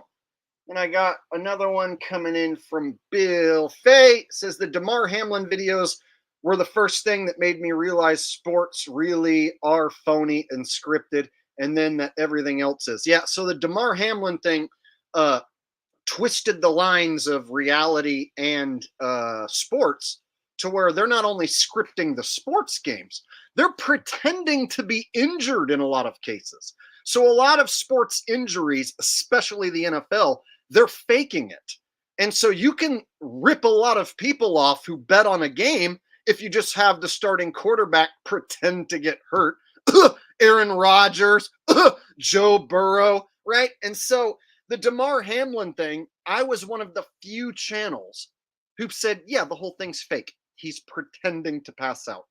Other channels were spreading disinformation like he died because he took the jab, which is total BS and disinformation. No one saw the players take any jabs. You can't just assume he died live on TV because of a jab. And so a lot of people were pushing this like conspiracy guardrail jab narrative that he died on the field because of the jab. Meanwhile, I was like, it's fake. He just laid down and pretended to pass out. So yeah, to wake people up that football's not only fake, but they're faking injuries. And those injuries that are headline news, like the Damar Hamlin thing, that's what I mean. Like it blurred reality in sports. Now it's not just a sports injury. Oh my God, grandmas and grandpas who don't even watch football are praying for DeMar's life. See? So I expect this next season we're going to see a high-profile player go down. Bet your ass we're going to see a high-profile player go down. Who's it going to be? That would be hard to guess, but expect some big-time high-profile QB goes down. And if that happens early in a game, don't be so quick to live bet that that team's going to lose. Because as we saw when Aaron Rodgers went down week 1, series 1, within the first couple plays of the game, Aaron Rodgers goes down. People were betting the farm on Buffalo in that game. And then the Jets, with their backup quarterback, still won the game. So don't fall for the live betting trap that's inevitably coming, where the high-profile quarterback goes down early. Instead, you might want to bet with that team. All right. Doc coming in with a donation says, what are your thoughts on Gematria and Quack Hubbard? I already know, but would love to hear again. Happy birthday. So here's my thing. Do they code numbers into their events? Sure. But there wasn't any Gematria guy who knew that the Super Bowl was going to have a shitload of 33s. So the Super Bowl had all these different 33s. You know, the address hat was 33. There was like 3 seconds left when the game ended. It was a 3-point win. It's like, so they had all these different instances. I forget them all off the top of my head, but you guys remember. So it was like a 3-yard pass, yada, yada, yada. So it was like, there was no Gematria guy who said, oh, every little 33 is going to line up perfectly. Nobody predicted that. But it's obvious that they encoded all the 3s into the Super Bowl. So is it coded and scripted? Yeah. Can you call that Gematria? Yeah. But none of the fucking Gematria guys like Zach said, oh, they're going to code 33 into this game for sure. Right? Not one person got that right. Because none of us expected it to be that blatant that they were going to code the number 33 into like 5 different fucking things. Nobody expected that. Nobody called that out beforehand. So is there Gematria involved with their scripting of events? Sure. But you guessing what that is by pulling numbers out of your ass, that's a whole different thing. And that's what Zach does. And in fact, Zach has been instructed to do it badly so that his subscribers and followers and Patreon supporters, so that they lose money. So Zach is scripted to be a loser. Mylon Mazzotti with a donation, no super chat attached, but a donation. Thank you very much, Mylon. And to the last guy as well, Doc 79. Thank you very much. So yeah, I hear Zach Hubbard's support keeps dropping, and that he's talking about when his kid is born, that he's going to possibly retire and no longer do Gematria and scamming. So apparently he's going to retire from scamming folks. He's talking about it. His support has dropped quite significantly. And you know, I'm thinking of starting a Patreon and selling my picks this next season and not giving them away for free. So perhaps if I start doing well enough, people will stop supporting him and come support me. And that'll really piss them off, I'm sure. So I've got a few plans to ruffle some feathers this year before the year ends. Yeah.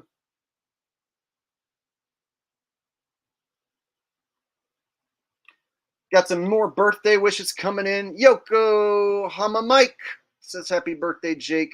Face fascia flower shape. Thank you very much for the happy birthday wishes from everyone. I know there's been a ton of them and I haven't read them all. But thank you to each and every one of you.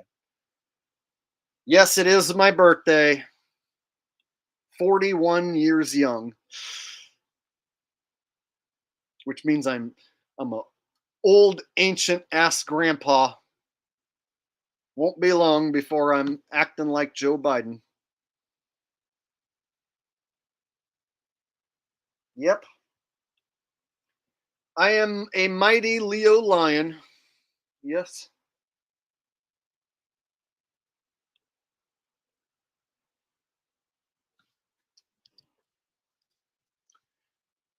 All right. Thank you. Thank you. Thanks, buddies. Thanks, homies. Yeah, I know. I was saying that I think from now on I'm going to start getting younger. Like, I think this is as old as I want to get. And now I'm going to start getting younger. So, yeah. Next year I'm going to be 40.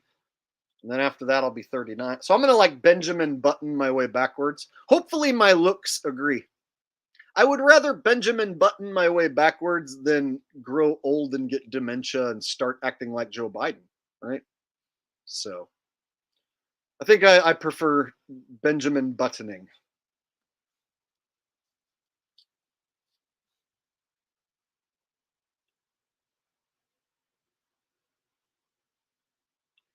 Yes, technically you do only have one birthday. That's true. This guy's right.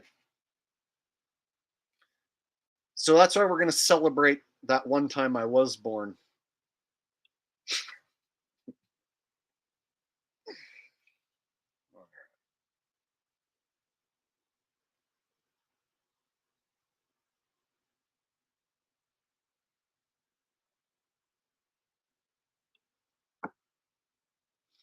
Christian says, hi, didn't see you for 3 years. Happy birthday. Well, why not? Were you not looking for me? Or did they hide me from you? How did that work? When people say, dude, I haven't seen you in 4 years, I'm like, where were you? A lot happened. My channel got a lot more popular. There's football people here now.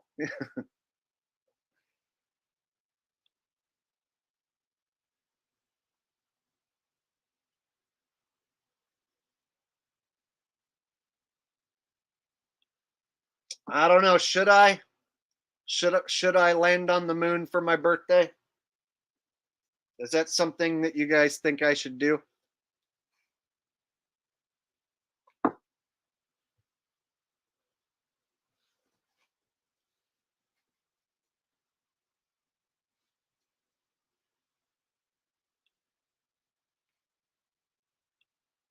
First Amendment coming through with a donation says happy birthday and fook the government.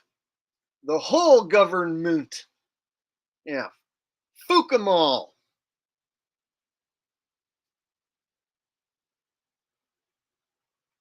Thank you, First Amendment. I appreciate that. That's super cool. You stick around, support the channel. Even after I like kind of called you out as being a Trump ass kisser. That's cool you stick around. I appreciate that. And with that said, I think I should probably perform Land on the Moon. I know a lot of people like that song, right? What do you guys think? Should I?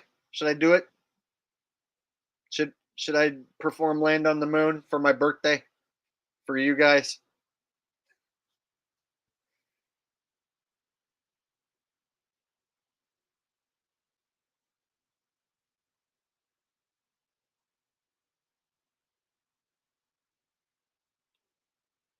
I believe the Haktua thing was planned out. I don't think it was a natural organic thing where some girl says that and then hats and shirts galore get sold. I don't think so. No, I think that's some planned shit.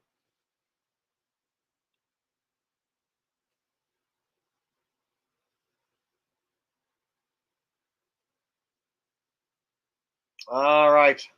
You guys asked for it.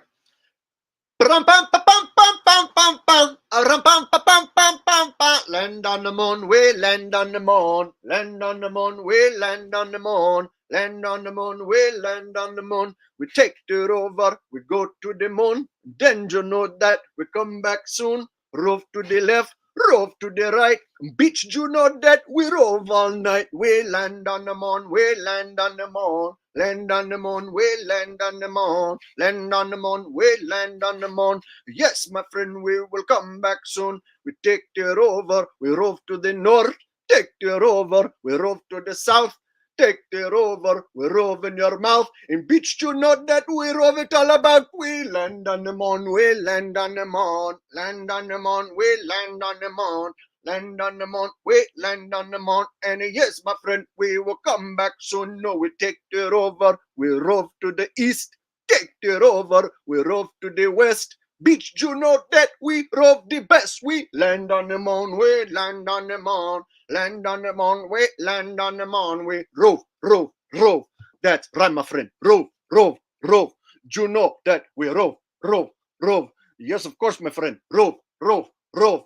Bitch, I said the rove, rove, rove, rove, rove, rove, rove, rove, rove, rove, rover, ro, ro, ro, ro, ro, ro, ro, ro, ro, ro, ro, ro, rover. Yeah. All right. Whew. There you go. Totally roved that one. I done sang it. And I gave you the extended rove version.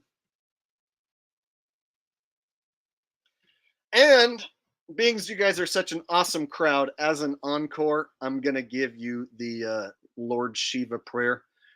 Please, we pray to you in the name of Lord Shiva that you allow our rocket ship, which is carrying the rover, to make it to the moon. It cost a lot of money for us to build this particular rover, and we would very much appreciate if it would get to the moon and be able to rove around safely and efficiently, of course. So please, Lord Shiva, by the power vested in you, will you please allow a rocket ship to land on the moon? And of course, Lord Shiva's like, okay, I do not see why not. Bing bong. And then Lord Shiva put the rover nice and safely on the moon. And then it, of course, begins roving around. It rove this way, it rove that way, it rove every which way. All right. Oh boy, I got another generous super chat coming in. You go back and rustle it up. All that glitters is old. A $50 happy birthday challenge to all subs and mods. Ooh, oh, you're going to open a challenge. Well, what's the challenge? Just to give me a super chat? That's one hell of a challenge. Colin P already sent one earlier, so I think he accepted.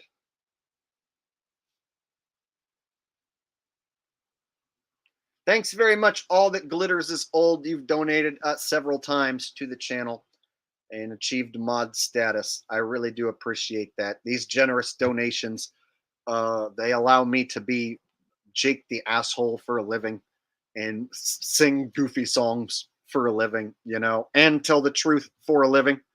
And I really enjoy it. It is quite a unique life. And here's to another year of being able to do this.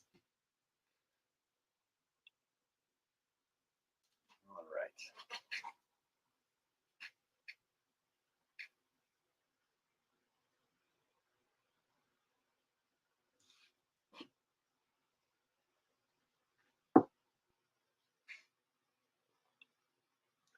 So there's two ways. If you want to send a message and have me read your super chat, then you go to the little money sign next to where you type in your super chat and go through the prompts, and it'll set you up a super chat. Or if you just want to straight send a donation and you don't want to do a super chat thing, then you can go in my description and my PayPal link is there. So if you just want to send a regular donation straight to me and not do the super chat deal through YouTube, you can go to, and you have a PayPal, my link is in the description. Cactus Jack says, best I can do, I'm broke. Dude, I appreciate any and all super chats, even the small ones. So I know some people are generous, and then other people they can't afford that. I totally understand. I have been there before. I know what it's like. So anyone supporting the channel in any way, even if you're broken, all you can do is just show up and hang out and listen. That's cool with me too. Thank you, Cactus Jack. Bang bang.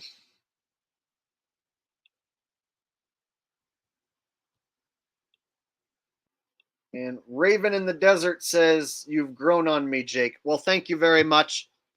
I try and evolve as a comedian and entertainer, truth teller. I try and become like a more dynamic and lovable version of myself.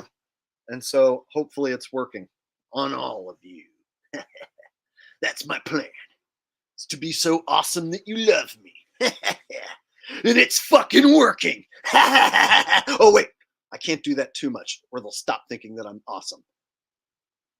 Moving on.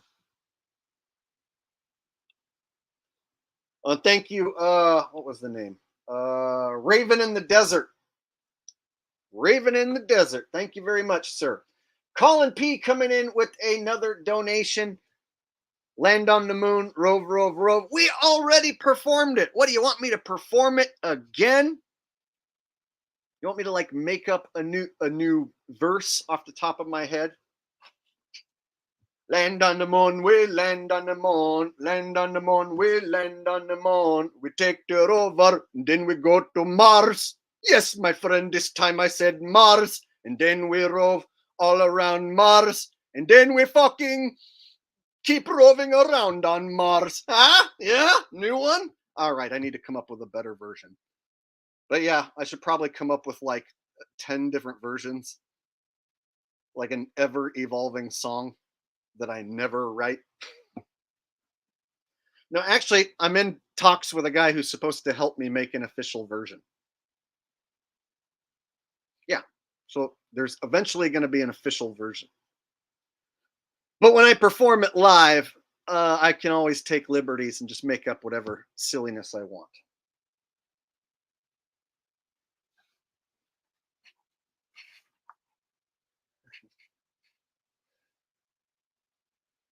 Chopped and screwed version. Thank you very much, Colin. I appreciate the super chat. Love, man. You are quite generous. Thank you, sir.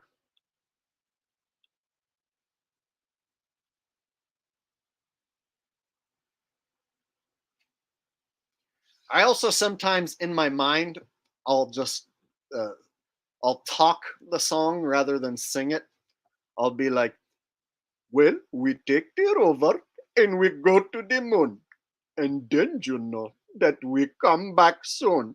We rove to the west, we rove to the east, and bitch, you know which kind of roving that we like the least? Like, I'll just say it rather than sing it. Yeah, that's what happens when you're a crazy comedian. You'll get stuck repeating your own shit in different ways, driving yourself insane until you're like, shut up, dude. Quit being so annoying, me. Vanessa Camara Design says, hey, Jake, happy birthday. Do you know who Whitney Webb is? I'm curious your thoughts on her. She seems to be exposing a lot on both sides. Never heard of Whitney Webb. I'll have to write it down or else I'll forget. Whitney Webb.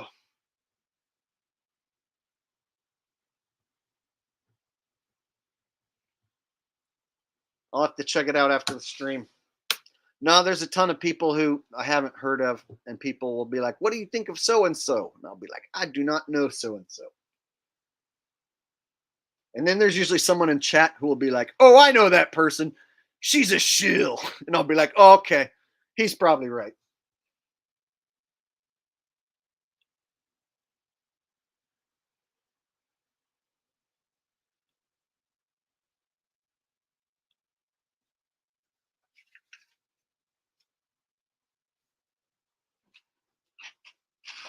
All right.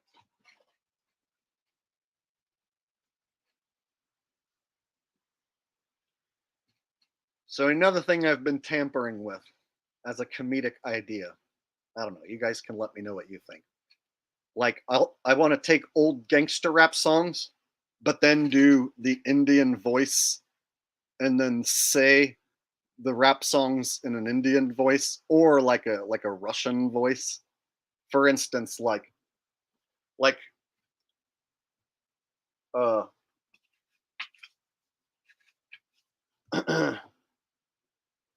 just waking up in the morning, got to thank God. I don't know, but today seems kind of odd. No barking from the dog, no smog, and mama cook a breakfast with no hog. I got my grub on, but did not pig out. I finally got a call from a girl I want to dig out. Hooked it up for later as I hit the door, thinking will I leave another 24. I've got to go because I got me a drop top, and if I hit the switch, I can make the ass drop. I had to stop at the red light, looking in my mirror, not a jacker in sight, and everything was all right. I got a beep from Kim, and she can fuck all night. Called up the homies and I'm asking y'all, which park are y'all playing basketball? You get me on the courts and I am trouble. Last week I fuck around and got a triple double, my friend. See what I'm saying? Indian gangster rap. So that was an Ice Cube song. It was a good day, but in an Indian voice. See, is that something? Is that funny? I don't know. Just testing the waters. Is that good? Okay. See, that's what I like about my live streams. I can just test shit out and see if it's funny or not. And based on the laughing emojis, it looked like it worked. Holden Smith said, you said you're making music this summer. Yeah, I've been really lazy and doing vacations and screwing around, and so I haven't gotten as serious as I should be. But I eventually just need to just go crazy with music and buy a bunch of shit and just spend like weeks just working on music. And I keep telling myself I'm going to do that, but then I keep putting it off. But that's on the list, is that I'm going to like lock myself here in the office and just go crazy on music for like weeks at a time and crank out some songs unexpectedly for you guys. That's the plan. It's just like not being lazy and like making myself do it. That's the hard part.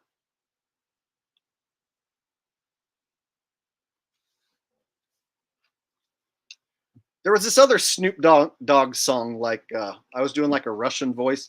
I try to break it up. I say, stop it. Just leave her. She says, if I cannot smoke none, she cannot either. She grabbed me closely by my socks, and so I break the fuck out and I grab my sack of rocks. She gave chase. She cut up quick. She started crying on my shoes and grabbing my dick and saying, why don't you give me a blaze so we can break it down the Long Beach way? And if you give me that okay, I'll give you all my love today. Doggy, doggy, doggy, can't you see? Somehow your words just hypnotize me, and I just love your flashy ways. Doggy dog, your love is here to stay. And on and on and on she kept on. This bitch been around before my mother was born.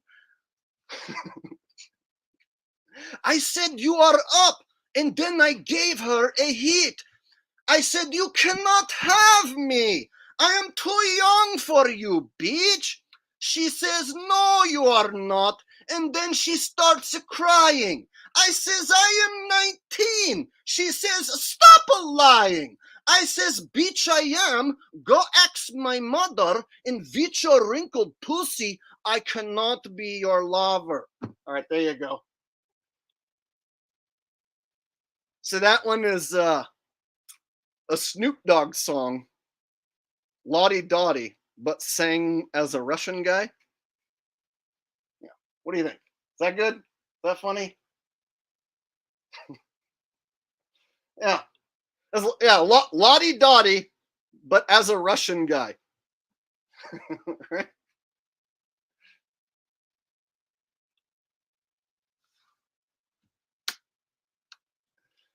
I said, you are up, and then I gave her a hit. I says, you can't have me. I am too young for you, bitch. She says, no, you are not. And then she starts crying. I says, I am 19. She says, stop lying. I says, I am. Go ask my mother and with your wrinkled pussy, bitch. I cannot be your lover. TikTok, you don't stop. All right. See?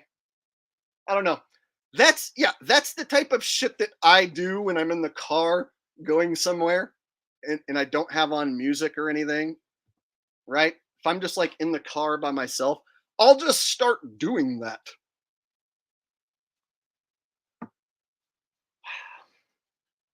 So I'm glad you guys think it's funny.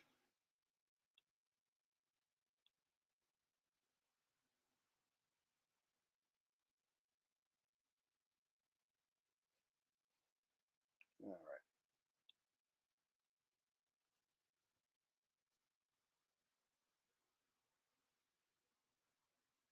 Now, I have seen other comedians sing gangster rap songs in like the style of like Frank Sinatra. So I'm not going to rip that off. So that's why I did the like Indian voice and the Russian voice. That way it's like my own thing and I'm not ripping off another comedian. Because I have seen, for instance, I've seen like singers and comedians be like, well, I'm rolling down the street, smoking Indo, sipping on gin and juice. Should you be laid back? I got my mind on my money and my money on my mind. I've seen guys do that before, so I'm not trying to like do an old played out version where you do like a Frank Sinatra version of a gangster rap song. Evan says, indeed, Evan.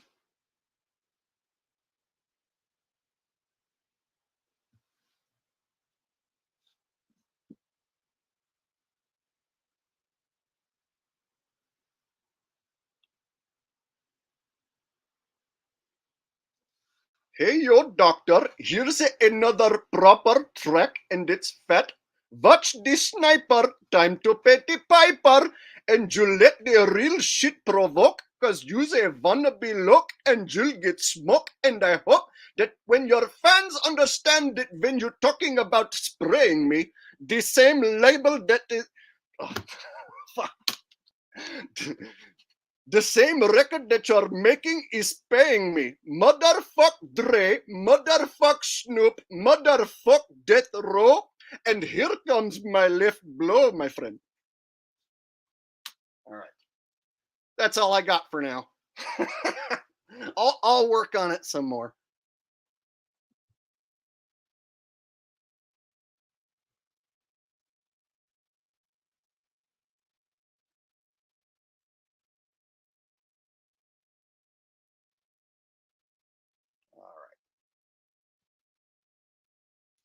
Still getting the laughing emojis coming in. All right. Okay. So I got to work on those bits a little more and like learn some old school rap songs from front to back. I have to go refresh my memory. I used to know a bunch of them. So I'm going off of my stoner memory. I haven't listened to these old songs in a while. So I'm kind of shocked that I remember so many lyrics. But if I go back and relearn some of these old gangster rap songs and then just do it in an Indian guy's voice, it should get some laughs pretty much every time. All right. this guy, please don't. Bro, the crowd has spoken. Everyone seems to like it except for you. Adam Morgan says, Indian version of Nothing But a G Thing. 1, 2, 3, and to the 4, Snoop Doggy Dogg and Dr. Dre are at your door. We are ready to make an entrance, so back on up because you know we're about to rip shit up, my friend. Give me the microphone first so I can bust like a bubble. Compton and Long Beach together, my friend. You know you are in trouble. There you go. Ain't nothing but a G-Tang, baby. To look that motherfucker going crazy, my friend.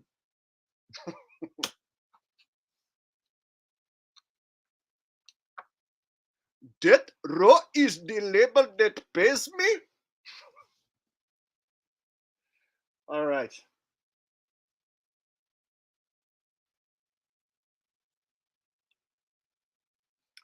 Yes, apparently, any gangster rap song, if you sing it in an Indian voice, or just say it in an Indian voice, it's instant comedy. Now, I know that's a real easy thing to rip off, but here's the thing.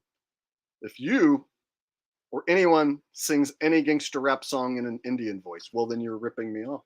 So no one's allowed to do it except for me. Understand? It's instant comedy.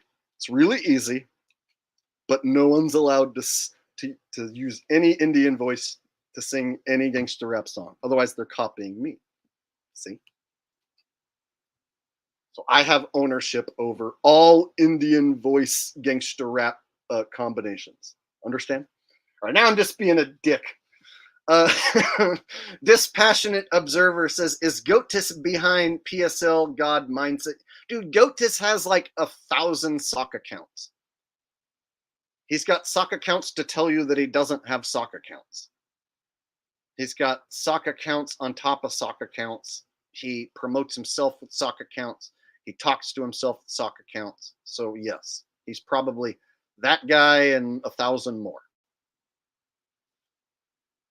Thank you very much, Dispassionate Observer. Anyone, of course, who has a sock account on YouTube and pretends that they are someone else in order to promote themselves are extremely mentally ill. I, of course, would never create an account in order to promote myself and pretend that I like my own content. That is for extremely mentally ill slaves.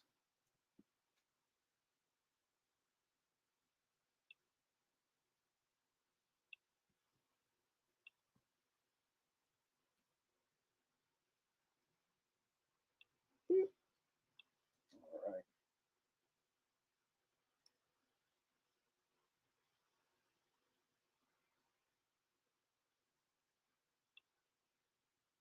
He says, you're copying Snoop and Apu. Yeah, but those two guys never came together and became one. So no. And when I do my version, I'm not trying to copy the Apu voice. It sounds a little similar, but I make up my own Indian guy.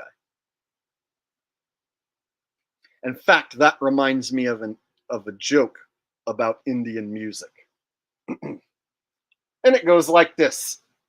So, have you ever walked into a convenience store and the owner just so happens to be Middle Eastern? Of course you have. And have you ever walked into a convenience store owned by a Middle Eastern guy who was blasting some of his country's music? Have you ever heard Middle Eastern guy blasting his music as you walk in the door? Yeah, we all have. Pretty much it goes like this. You walk in the door and you hear this noise, which sounds something like this.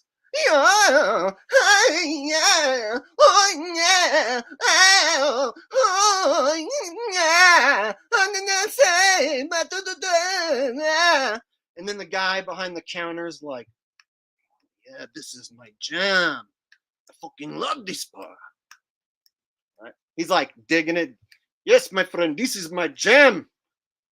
This is my favorite part right here. Do you know my favorite part is when he goes, oh, yeah, oh, man. That is my favorite part right there, my friend, right? He's like behind the counter, rocking out to his country's music.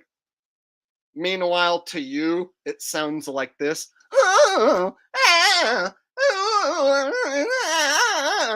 So then you look at him and you go, yeah, dude, your country's music is so beautiful.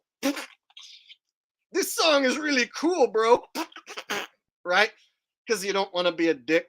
So you pretend that you like his music too as you're checking out. And you bob your head. Oh, yeah, that's cool, man. All right, see you next time. And he's like still rocking out to that shit. Oh, yeah.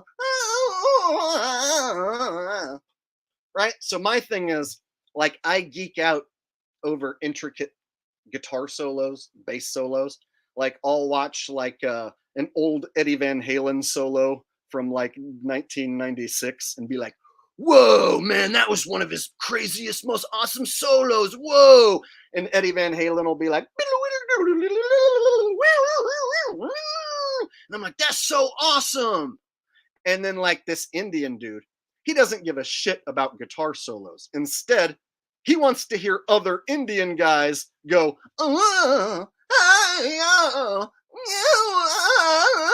so imagine that, like when I hear a virtuoso guitar player go, I'm like, whoa, that's awesome. But an Indian guy doesn't give a fuck about that. He thinks another Indian man going, is as awesome as an Eddie Van Halen guitar solo. See how that works? Yeah. That's a hard joke to tell the same way twice. That's why I don't ever tell it the same way twice. Phew. All right. Simone Bettina says, watch somebody will steal your Indian rap in 5 days, like Hulk Hogan stole Trumpomania. That's right. Let me tell you something, brother. Hulkamania and Trumpomania are teaming up to run wild, brother. So what you gonna do when Trumpomania and Hulkamania combine and run wild on you? Yeah, and then like 6 days later, like Hulk does the bit saying Trumpomania. What the fuck? Yeah, that was pretty crazy. And then does a quick Macho Man impression. And I did a Macho Man impression too. Yeah, that was crazy.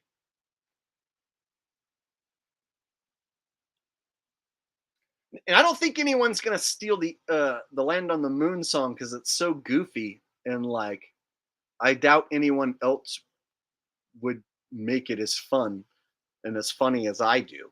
So anyone else, I think you would just look stupid. See, whereas I pull it off. I can sing the silly, stupid song and pull it off. Whereas I think if somebody like tried to steal it, then they get pointed out as the one who stole it. Well, then you're really going to look bad because then you're singing a silly song that you stole. It's not going to look good.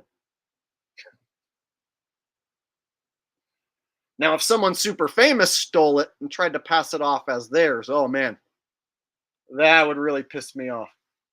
Steal my silly song, not give me credit. Already had Owen Benjamin try and rip off my homeless tweaker shelter, lunar modular homeless tweaker shelter thing. Yeah, Owen Benjamin tried to literally just like change a couple words and steal that. Thought he would get away with it. Thought wrong.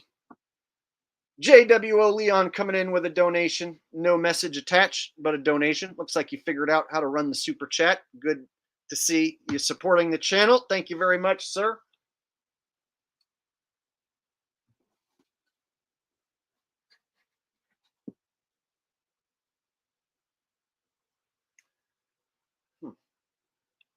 Ted, it seems like when I read your comments, you're being a dick. Are you trying to be a dick and ruin my birthday? Because if you are, I might get angry and go on a tirade and then toss you the fuck out. It's my party. I just might do what I want, like toss your bitch ass out. So, Ted, seems like you've been making dick comments, being a prick. Am I right or am I wrong? Tell me I got this one wrong and you're sorry. Go ahead.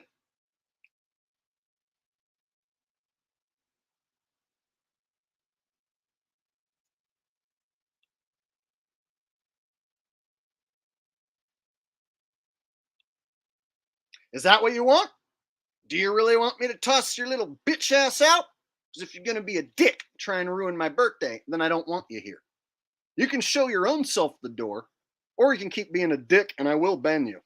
And then I'll forget about you. So, don't think that it bothers me. It doesn't. That's why I quickly make an example of people like you.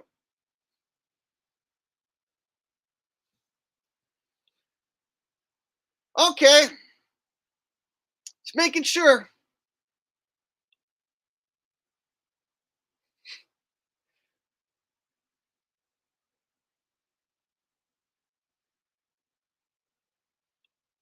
Yeah, we worked it out. See, he told me he loves me, so we're good.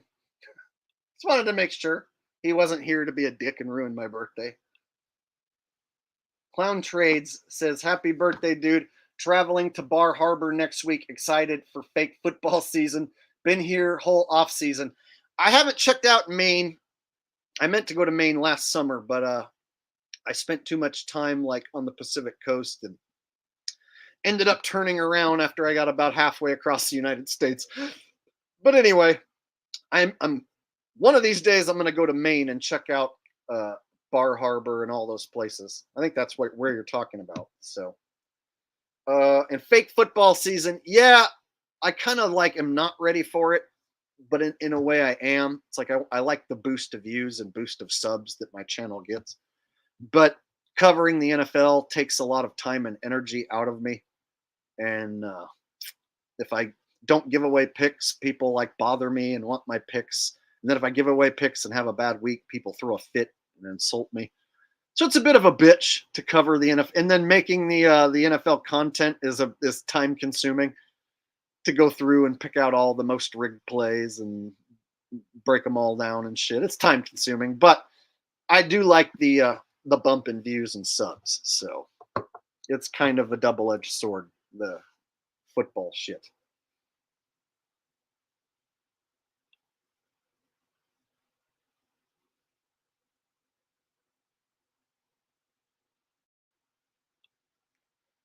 Toonami says, don't go back to NFL picks. Gambling is a horrible habit. Well, imagine if you pick, but you don't even gamble, and then your video makes $400, like in ad revenue. So if you just make a pick video and you don't even bet on any of your own picks, and the ad revenue for your video is $400, well, then if I'm not gambling, then I'm making money. See? And then if I pick and then I win, and I make the ad revenue and I come out ahead, well, is it really gambling if I'm coming out ahead? See?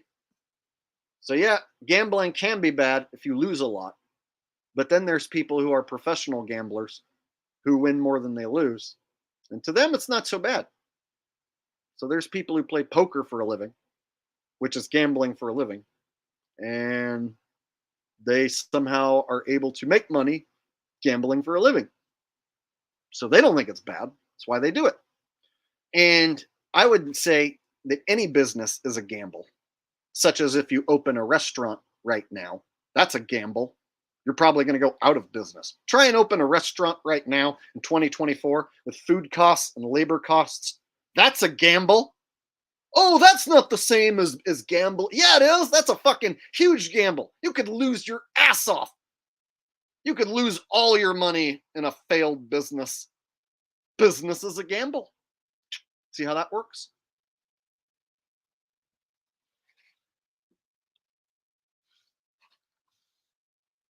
Go try and open up a business. And then if it fails, yeah, you took a gamble and that shit didn't work out. That happens to a lot of people, hardworking people. That's called life. You got to take a shot. And then when it works out, oh, well, then it's great. Then the gamble and the risk paid off. See? All right. Adam Morgan says, what bass players inspire you, if any? I get a slight Les Claypool vibe. To tell you the truth, I don't practice and play that much. It sits there and collects dust, and I need to like force myself to get back into recording and doing musical stuff so that I can get back to playing. So I do live streams and videos here on YouTube and do this comedy stuff, and then my bass sits there and collects dust. So back in the day, I used to think Les Claypool was the shit, and I used to love him. But now, since he's like talked against conspiracy theorists and badmouth conspiracy theorists, he kind of pissed me off and annoyed me. And so now it's like I don't like him as much. So there's some guys who I used to like a lot who I don't like as much anymore. It's kind of weird. But yeah, he was an influence on me in the beginning. Flea, Victor Wooten, Vale Johnson from Kenny G's band. Believe it or not, Kenny G's bass player is really awesome at slap bass. So Marcus Miller is another excellent slap bass guy. just to name a handful.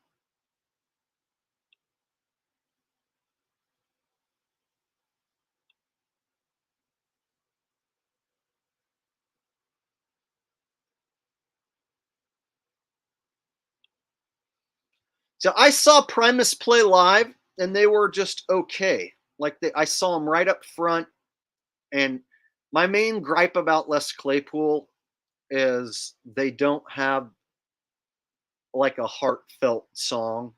Everything's just like, hey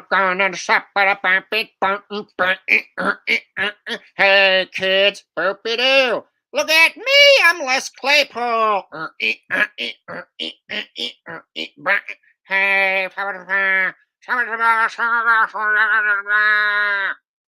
the whole show. And you know what? That's just doesn't do it for me for 2 hours. Jerry was a race driver going so goddamn fast, and then like 2 hours later, my name is Mud. It's just the whole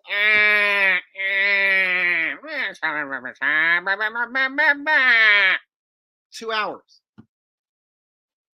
So my favorite band, Blue Oyster Cult, they have some really rockin' upbeat songs, but then they have songs like Burning for You, heartfelt, from the fucking heart, man. Chill you to your bones. With a fucking guitar solo that grabs you by your heart, like, Primus doesn't have that. They don't have moments that make me like, oh, hit me in the heart. And that's why I fell out of love with bands like Primus.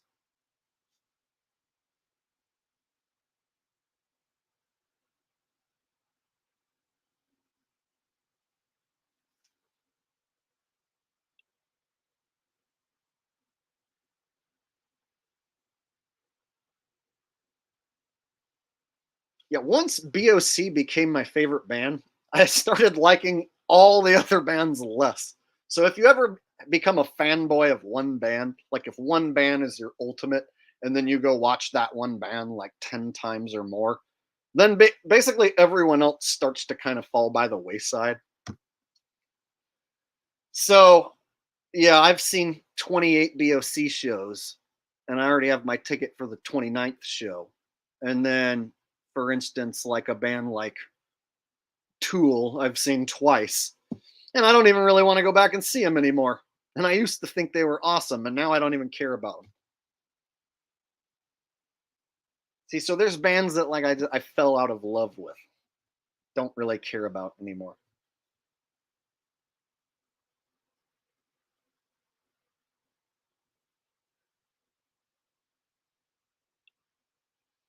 So there's other BOC fans that have been to more shows than me because they're older. So at BOC shows, they're small enough to where all the hardcores that want the front row tickets, we gobble up those front row seats and shit, and then we bump into each other. So there's a lady named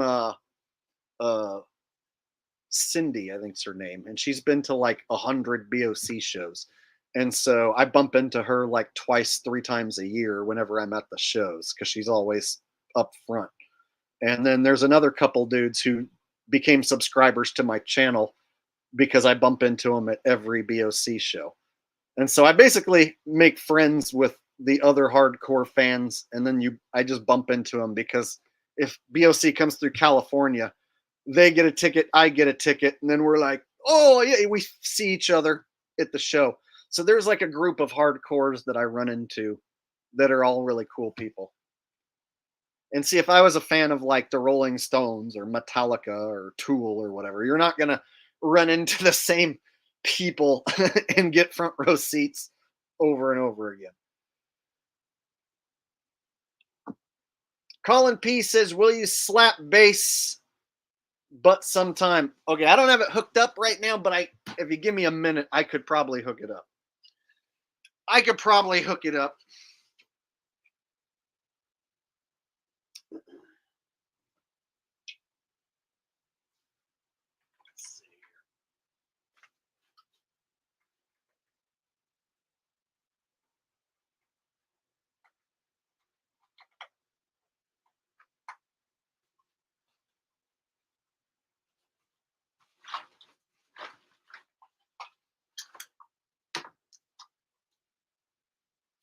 Give me a minute, guys. I gotta get my shit together. I'm gonna play some bass.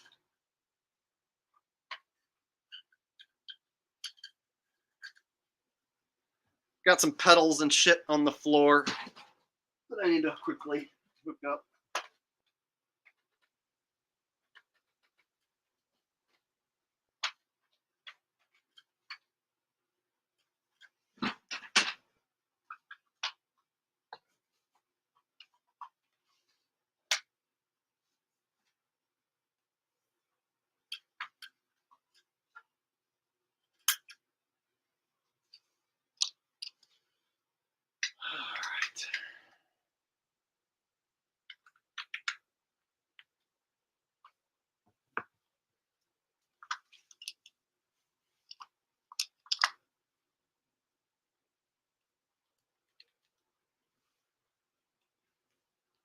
Get this bad boy in tune.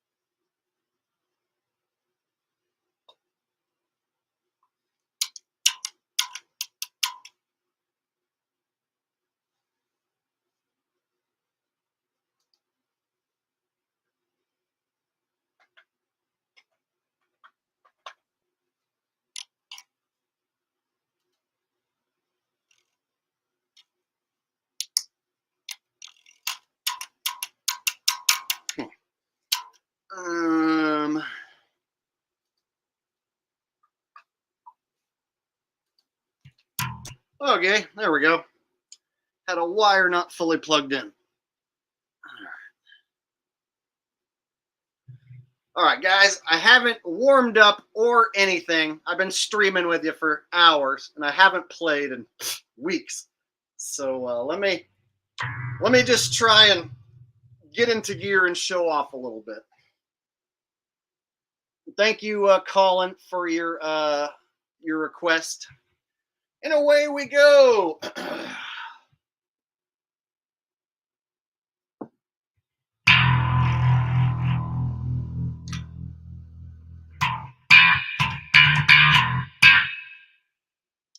Definitely not going to go with that sound effect.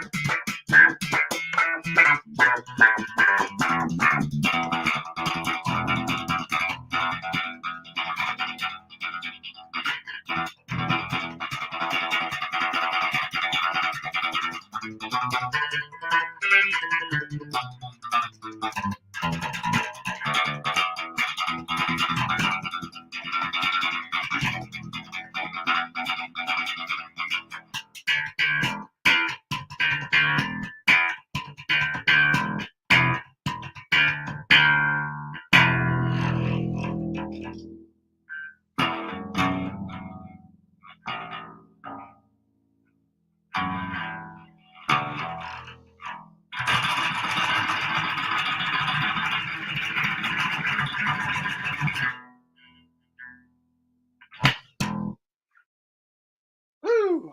All right. Had some super chats coming in. I was just improvising a bit, screwing around. Haven't played in a while, so I made my fair share of mistakes playing all those riffs. All right. Hopefully you guys didn't notice. John Zimmer says, "Whew, nice happy Friday, y'all."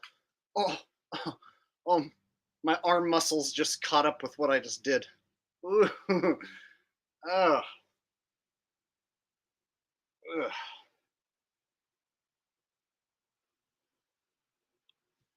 John Zimmer, thank you very much, buddy. I appreciate that.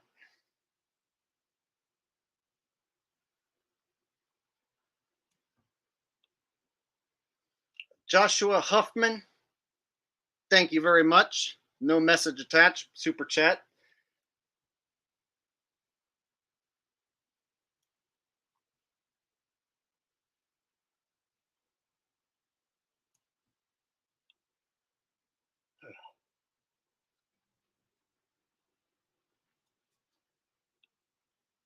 Oh, I mistimed a few transitions. I was going from one riff to another, and there was a few times I tried to slow down the tempo and then speed it up, slow it down, speed it up, and I didn't quite do it the way I wanted. But nitpicking. I didn't use a drum machine or anything, so that was all just based on my own slap timing. Now, if I want to throw on the drum machine, I might could play something. The drum machine.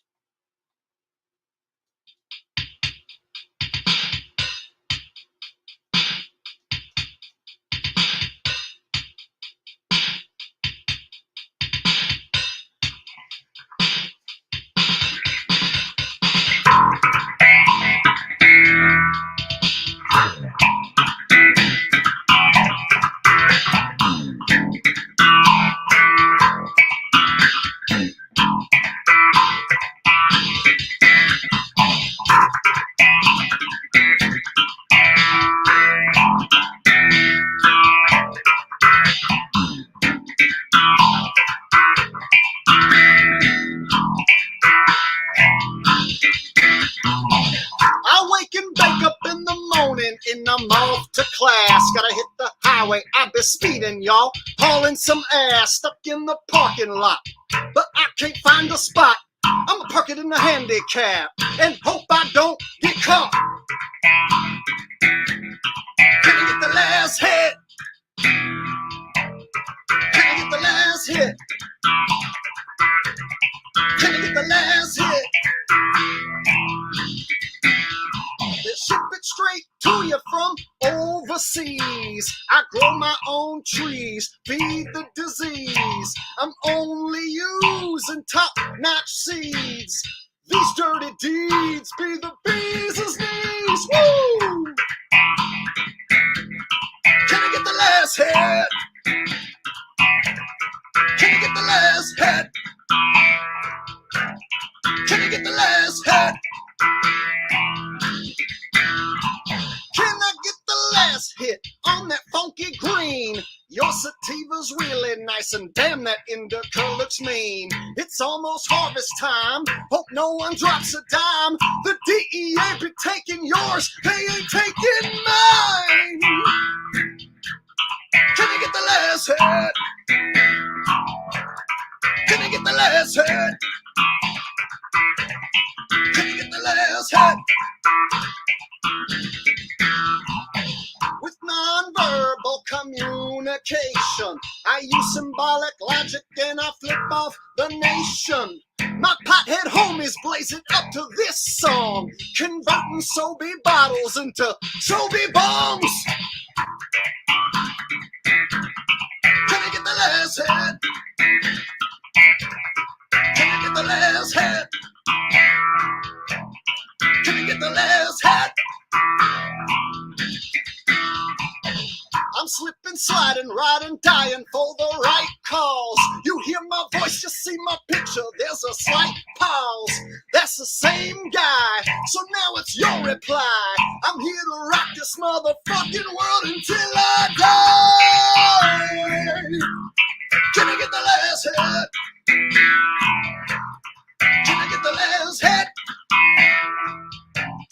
Can I get the last hit?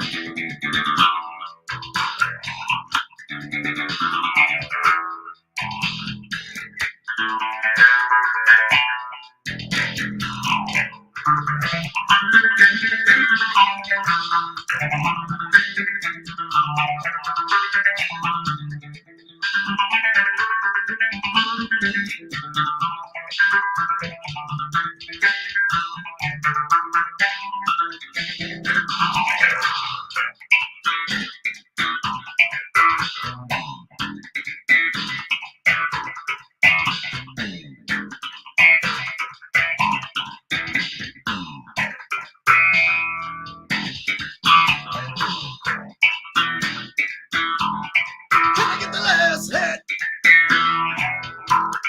Can I get the last hat?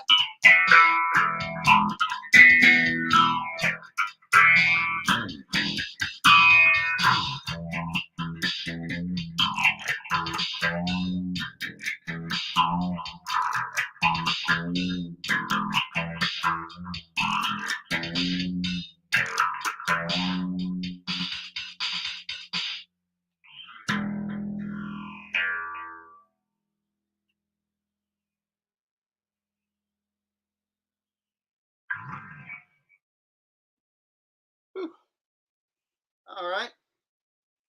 I haven't dusted off that song live in probably over a year. I think last time I played it was probably live for you guys, probably last year.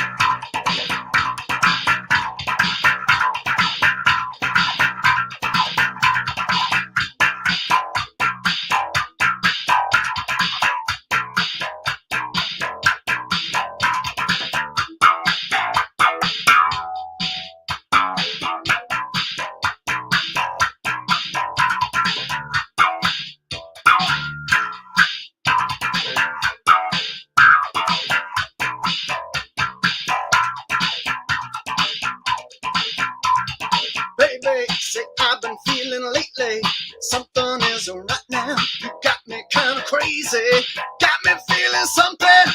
This is what I know. Gotta get your booty bumping, just like the night before. You know you like it slowly, I gives it to you fast. My memories are fading, got to make it last. Got to make it last. Got to make it last. Last. Oh, it's party time. Woo!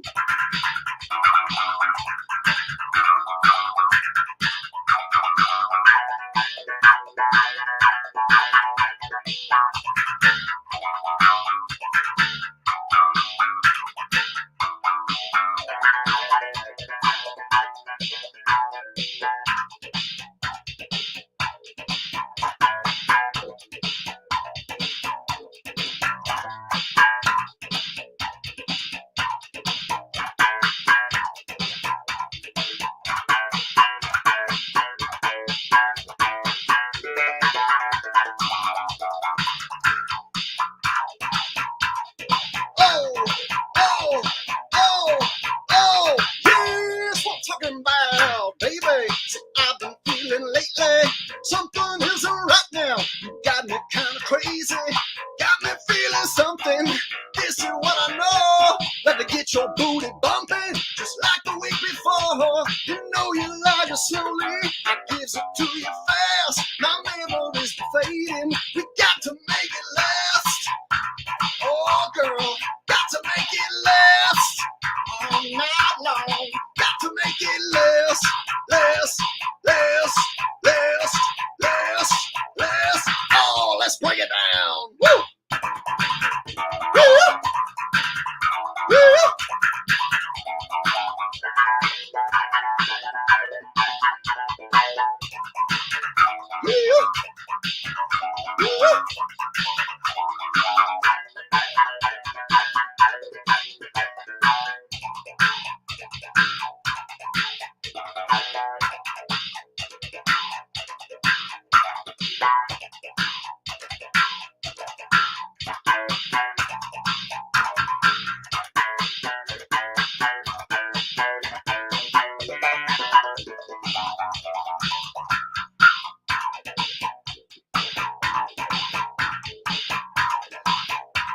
Oh, girl, I'm only good for 3, baby. I've been feeling lately, something isn't right now. Got me kind of crazy, got me feeling something. This is what I know. Let me get your booty bumping, just like the night before. You know you like it slowly, gives it to you fast. My memory's fading, I think I'm about to blast.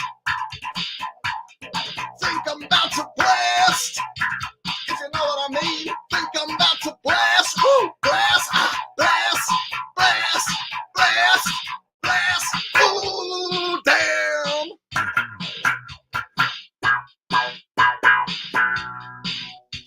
Oh.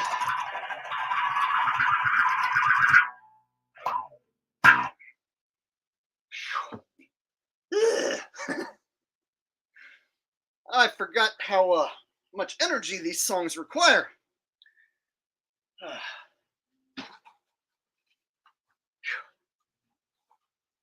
Oh, so that one's a song I wrote many, many years ago. It's called Booty Bumpin'.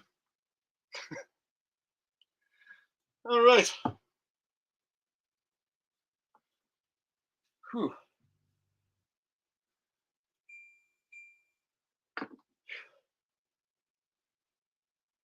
Whew. Hopefully it sounds good on your end. I don't have it hooked up through like direct input or anything, so it's coming out of my speaker and then into my terrible microphone. But hopefully it sounds okay. Never a Straight Answer says thanks and happy birthday. And I think I missed some super chats while I was rocking out. Let me run back and rustle those up. Young at heart, this is nice. Thank you very much, Young at heart. If you are among the very young at heart. Phew.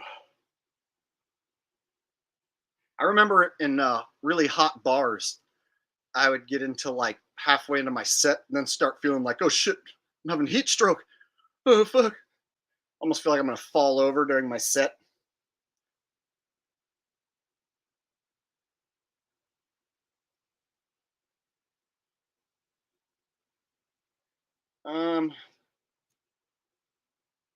Okay, got John Zimmer's. Okay, making sure I didn't miss any chats while I was jamming. Looks like I got one right now. I think I read that. Thanks and happy birthday. Thank you very much. Never a Straight Answer. I appreciate that. Whew. All right.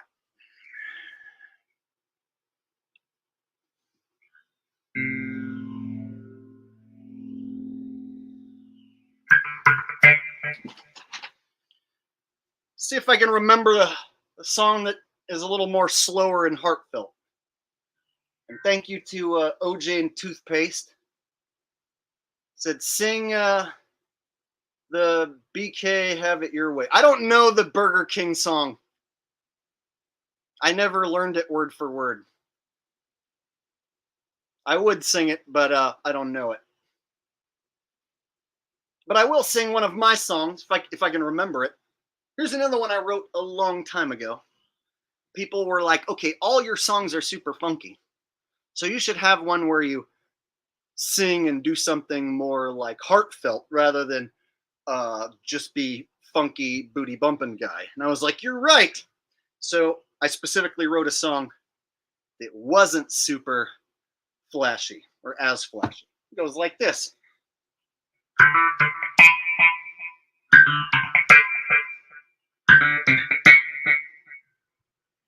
Lint away. Thank you very much, buddy.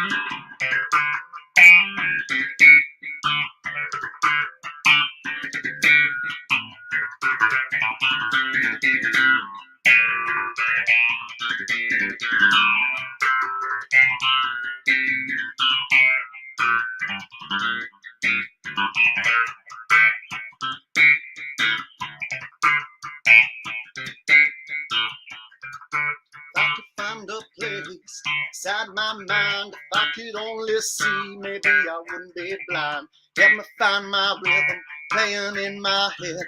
Help me find my beginning before the end. For the end of my day.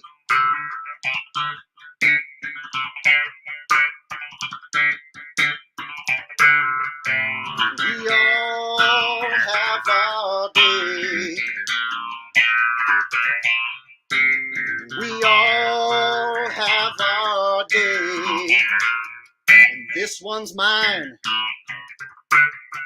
This one's mine. Let me find my rhythm playing in my head. Let me find my beginning before the end. I was born and raised amongst the trash and slaves. Find another way, find another day. Find another day for my day.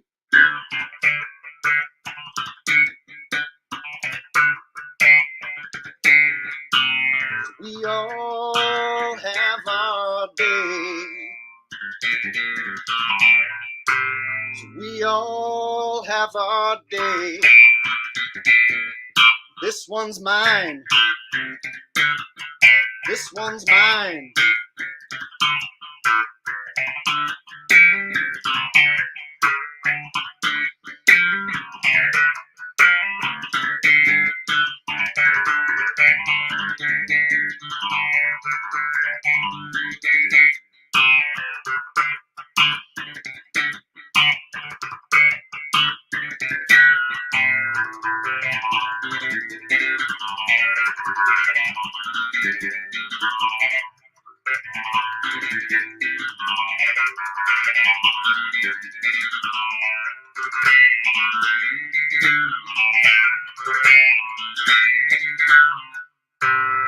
We all have our day.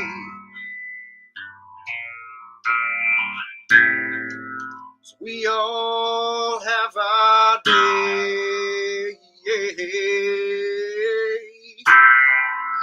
We all have our day. We all have our day. This one's mine.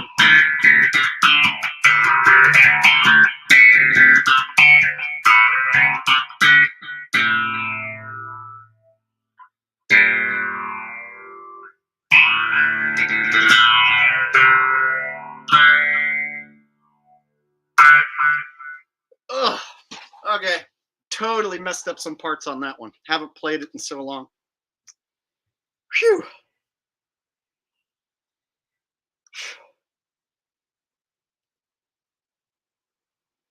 All right.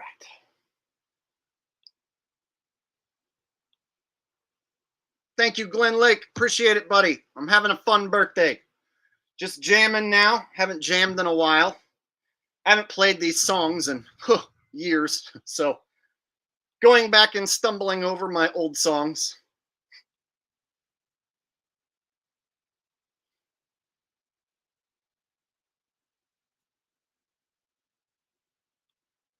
Sing a song about Richie from Boston regarding the election.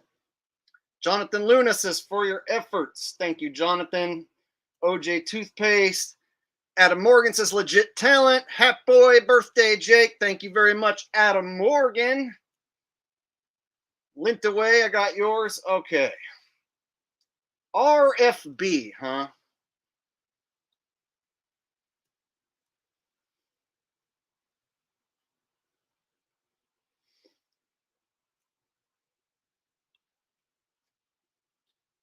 A song? Jeez. I don't even know how I'm supposed to do that. I gotta sing and play a song somehow about the election. Dude.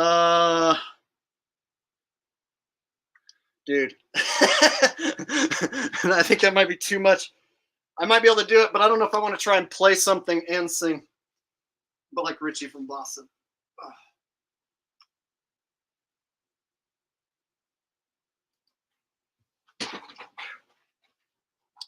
So if I'm going to sing something like Richie, I should probably just make up a song without having to worry about playing the chords.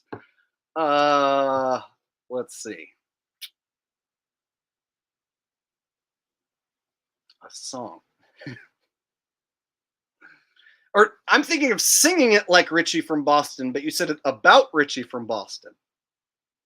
So then you want me to like make up a tune about Richie rather than Richie be the one who sings it. God, see, I was about to start singing a song as Richie from Boston, but now it's got to be about Richie? Shit. Huh.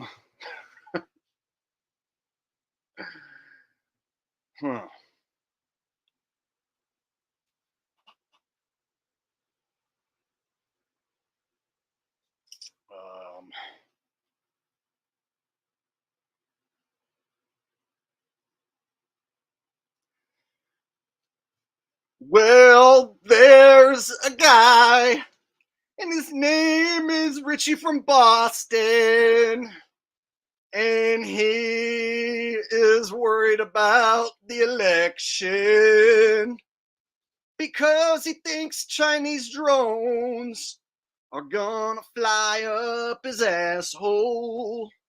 And so he's got his Bible tucked firmly between his legs. Ain't no Chinese drones gonna get inside of his asshole. I know it doesn't rhyme, but that's what I came up with. Yeah. That's a song about Richie regarding the election, and somehow it always revolves around Chinese drones going up your asshole.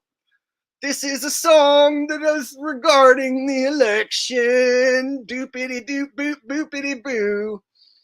And now, because I'm running out of lyrics, I'm going to hand the mic over to Richie.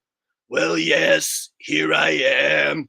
I am now in the song that is about me, and I am singing about the election because I am Richie from Boston. This is how I sing, of course. Everyone knows this is how I sound.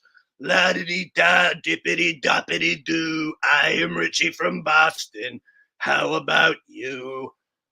At any rate, I digress. Like, share, or subscribe, or don't. Does that count? I don't know. That was weird, wasn't it? Andy doesn't think so.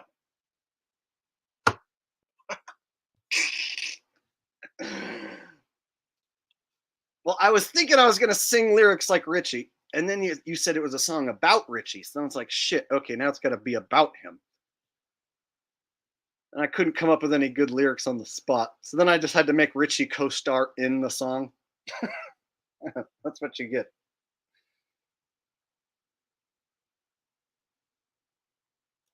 All right. I think I got everyone's super chat. If I missed any, let me know. Phew.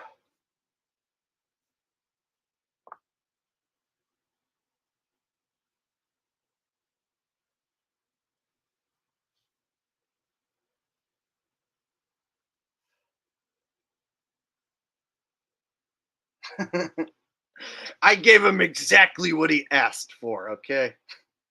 There's money well spent on his end.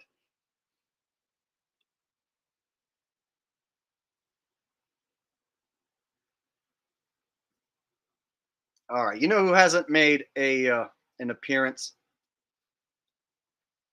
You know who hasn't made an appearance? I've been busy.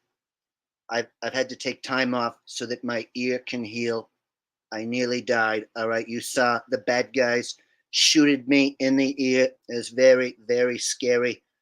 You came this close to not having me as your greatest president who ever lived. This close. I mean, I think personally you should take the jab. I took it. You should take it. I was this close to not being your president. You want to know how close that the bullet was this far from hitting me, all right? I swear it had to be about this close away from just blowing up my whole head, all right? You wouldn't have me as the greatest president in the world who ever lived if that would have happened. You should all be very proud. That is why I stood there and I stuck my fist in the air, because you are the greatest countrymen in the greatest country that there ever was. And when I return as your Lord and Savior, excuse me, president of the greatest country, the first thing I'm going to do, you already know. I'm going to put Trumptricity in all of your lovely homes. The whole world is going to be running on Trumptricity. Far leaner, greener, meaner, superior than electricity in every way. And you know who's going to pay for the whole thing? You want to know who's going to pay for it and finance the entire whole shebang? China. Ching chong, ching ching chong, like a dick, like a ding ding dong. Me Chinese, me play joke, me go pee pee in your coat. Gong.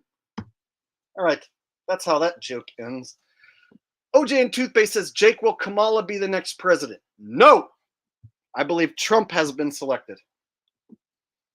Ben Briscoe, Oregon, with a super sticker. Thank you, Ben Briscoe, Oregon, for your super sticker. Much appreciated, sir.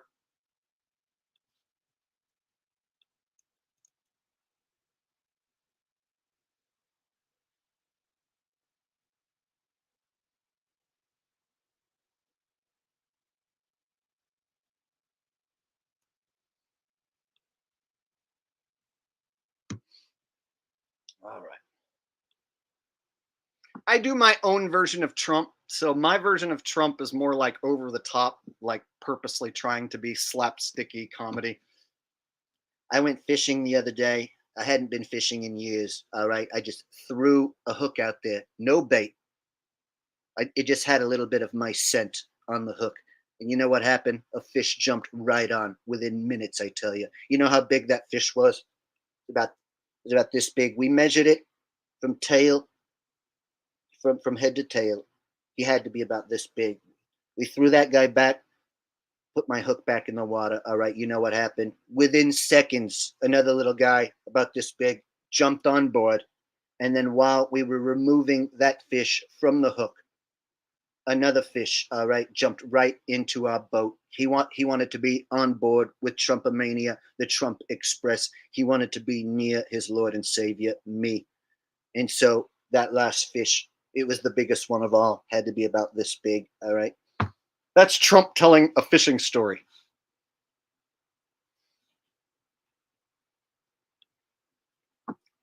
Tree Astrology says, how many trips around the sun, Jake? I'm 41 years old. And I don't think that the Earth takes trips around the sun. So I don't think that's what's happening.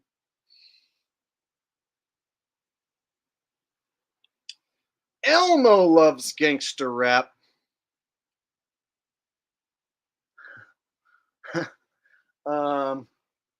Let's see.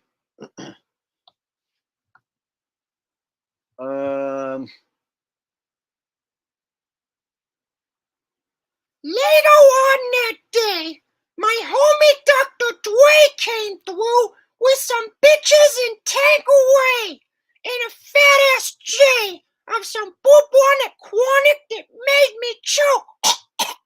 Shit, this ain't no joke. Elmo had to back up off of it and set his cup down. Tanqueray and chronic got me fucked up now. But there ain't no stopping. Elmo's still popping. Elmo got some bitches from the city of Compton. To serve Elmo with a cherry on top, and when Elmo busts a nut, he's whizzing about the cock. Don't get upset, that's just how it goes. I don't love you hoes. I'm Elmo, and I'll be. All right, there you go. Elmo singing Gin and Juice. Just for you. That's what Andy wanted. That's what Andy got. OJ and Toothpaste says, your biggest pet peeves people do when driving.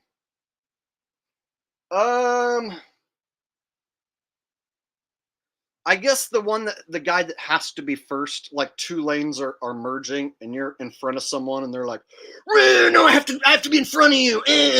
Right? And then you pull up to the next light and you're like, oh yeah, there you are, one car length ahead of me. You just had to be first so you could win the race to the next fucking red light, idiot.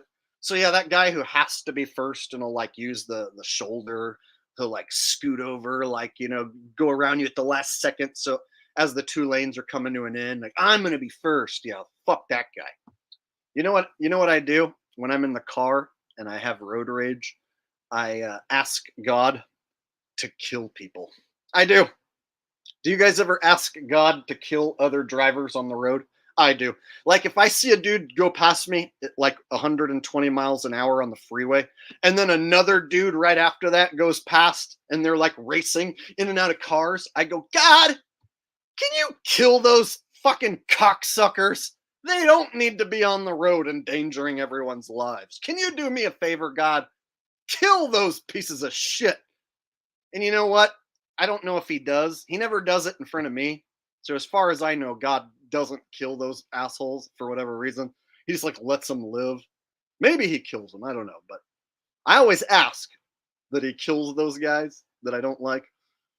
But it never happens. Like I always want to like drive, a mile or two down the road and then see like their car mangled and them dead. And me be like, yes, thanks God.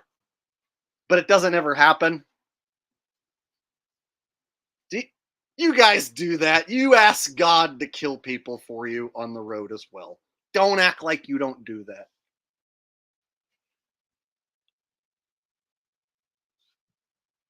It's a joke, you guys. It's a true joke. That's what makes it funny, is that I actually do ask God to kill people. Yeah, drivers that I don't like, especially.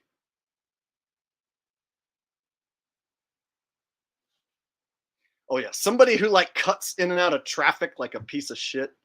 Oh yeah, kill that son of a bitch. Doesn't need to exist in my world. Oh boy, holy cow, we got Jonna coming in with a super generous donation. I was going to wrap up the stream here, and then Jonna coming in just before I do with a super generous dono. It says, my sister and I wish you a very happy birthday. Mwah, mwah. So we need to catch up soon. I'm pretty much always available to meet up or whatever, like so I can make a day available. But me and you and Rose are gonna get some coffee or lunch or something one of these days soon. So let's get that planned and figured out. Thank you very much. You are a sweetheart. Is there any request that you'd like for my birthday, since you're sending me such a generous donation? You or Rose, Any of my bits or songs or whatever that you guys request?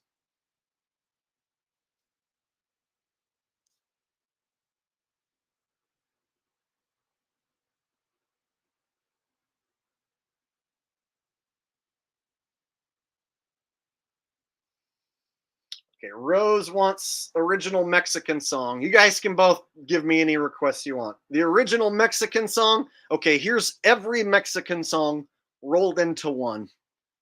And it goes like this. Bum bum bum ne ne ne ne ne ne rum bum bum bum. Oh ye ne yo ne na yo ne ne ne ne yo ne le na na ne ne yo ne ginde porte ni na yo ne digalo ne ne ne ne ne ne rum bum bum bum. Señor ne na ne Ries Mariornes in Ariane Teacher in Machacho Animalone Digalo. There you go. That's every Mexican song rolled into one with authentic Mexican lyrics that I made up. Yes, I have the ability to make up authentic Mexican lyrics. Yina Yone, Digalo. Works for me. All right. I wonder what the Spanish version of that joke is, making fun of a white guy. I would like to hear that same joke, but where a Mexican guy makes fun of me. That would be funny. Like the same joke, except flip-flopped. I would find that hilarious. It wouldn't offend me at all.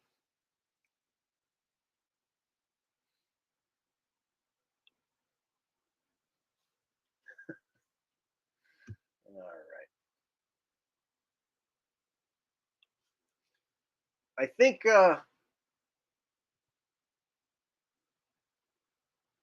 yeah, if you wanna request any song or bit, Jonna, let me know. Open request right now.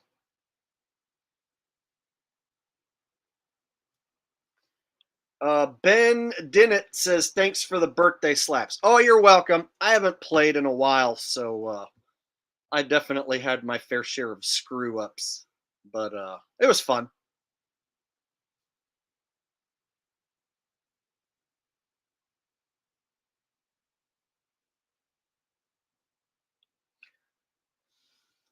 You guys know that it's my birthday, and this here is my party, and I can cry if I want to. It's my birthday, it's my party, and I'll cry if I want to. You would cry too if it happened to you. If America was to fall and crumble, you know what I would do? I would cry. You want to know what it looks like if America was to crumble and I was to cry? It would probably look something like this. Oh, boo hoo hoo hoo hoo. Boo higgity hoo hoo hoo. I'm so frickin' sad. Goddamn globalists got me so cocksucking motherfucking friggin' hoo. Goddamn fucking bro. There you go. Little Alex Jones cry. And one of my subs says that he does that to his daughter. There's a guy, I don't know if it's that guy, but there's somebody who's like, oh, I looked at my 2-year-old right in the eye and I went, boo, hoo, hoo, hoo. You did that to a 2-year-old? That would be frightening. That'd probably make a 2-year-old cry.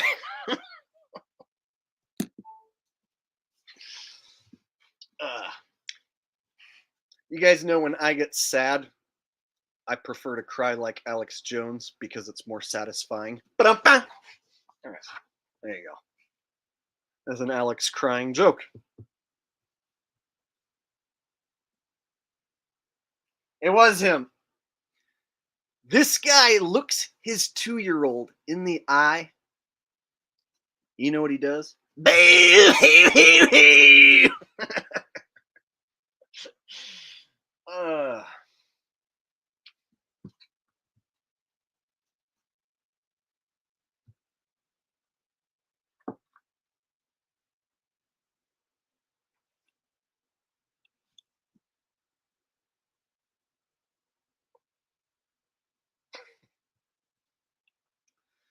Colin P, yeah, you have invested into the Jake the Asshole Fund quite a bit, sir. I appreciate it, and you are part of the Jake the Asshole family. You are mod status. Don't think that it doesn't go unappreciated. It's totally appreciated.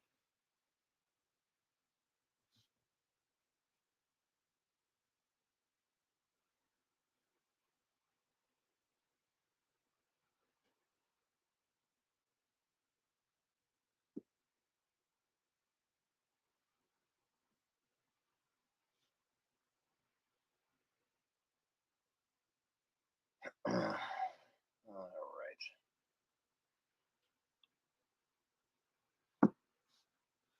right. Okay, I think I'm getting a little tired. I should probably wrap it up. I haven't eaten in over 3.5 hours now, so I should probably wrap it up.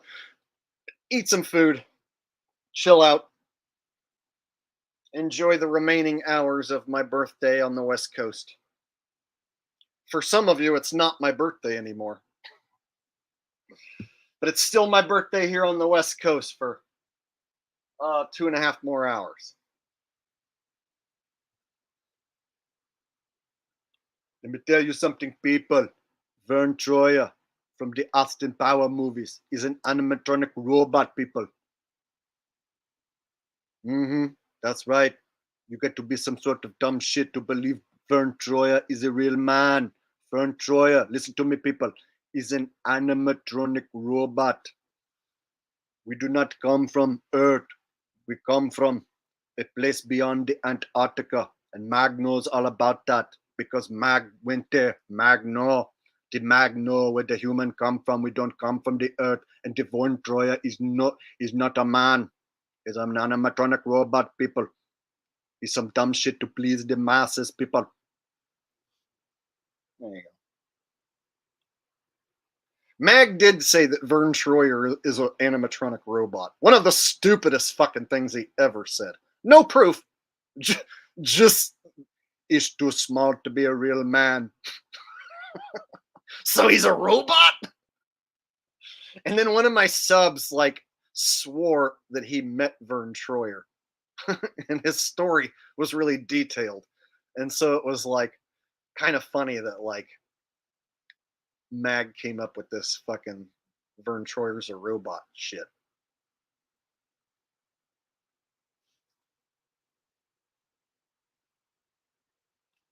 There's no such thing as a panda. It's a dumb shit to fool the masses, people.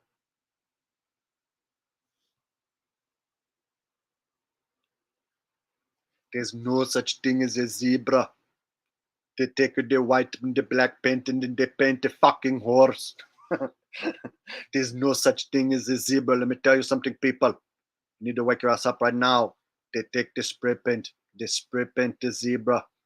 It's a damn horse, let me tell you. All right.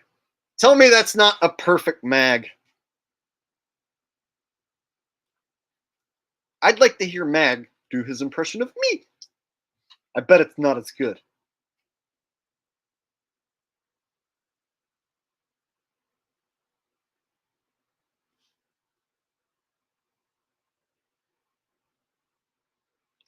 Davey D. LaFleur showing up late. He's going to have to go back and watch the replay thanks to a shitty date.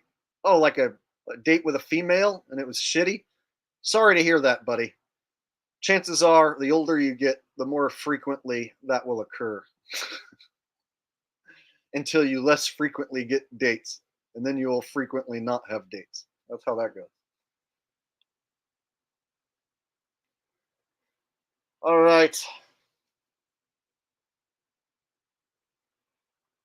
Okay, y'all. I'm going to go ahead and wrap it up, get on off here. Thank you guys for hanging out with me on my birthday.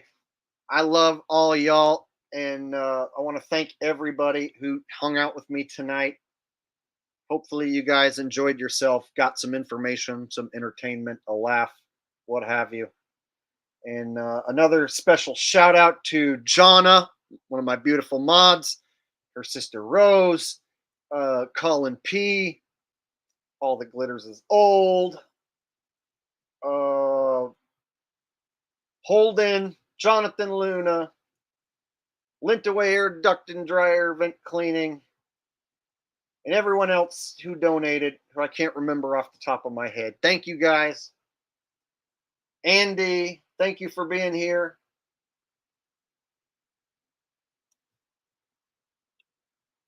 Very, very generous. I love you guys. You guys are the best audience in the world. I've said it before. I must say it again. Best audience a YouTuber could ever have right here. And I wouldn't spend my birthday anywhere else. You know, there's nobody who I want to party with and hang out with for over 3 hours as much as you guys. So thank you for hanging out with me on my birthday. I'm going to see all you guys in the next video, the next stream. Enjoy your weekend, everyone. Take care. Good night. Peace out. Bye-bye.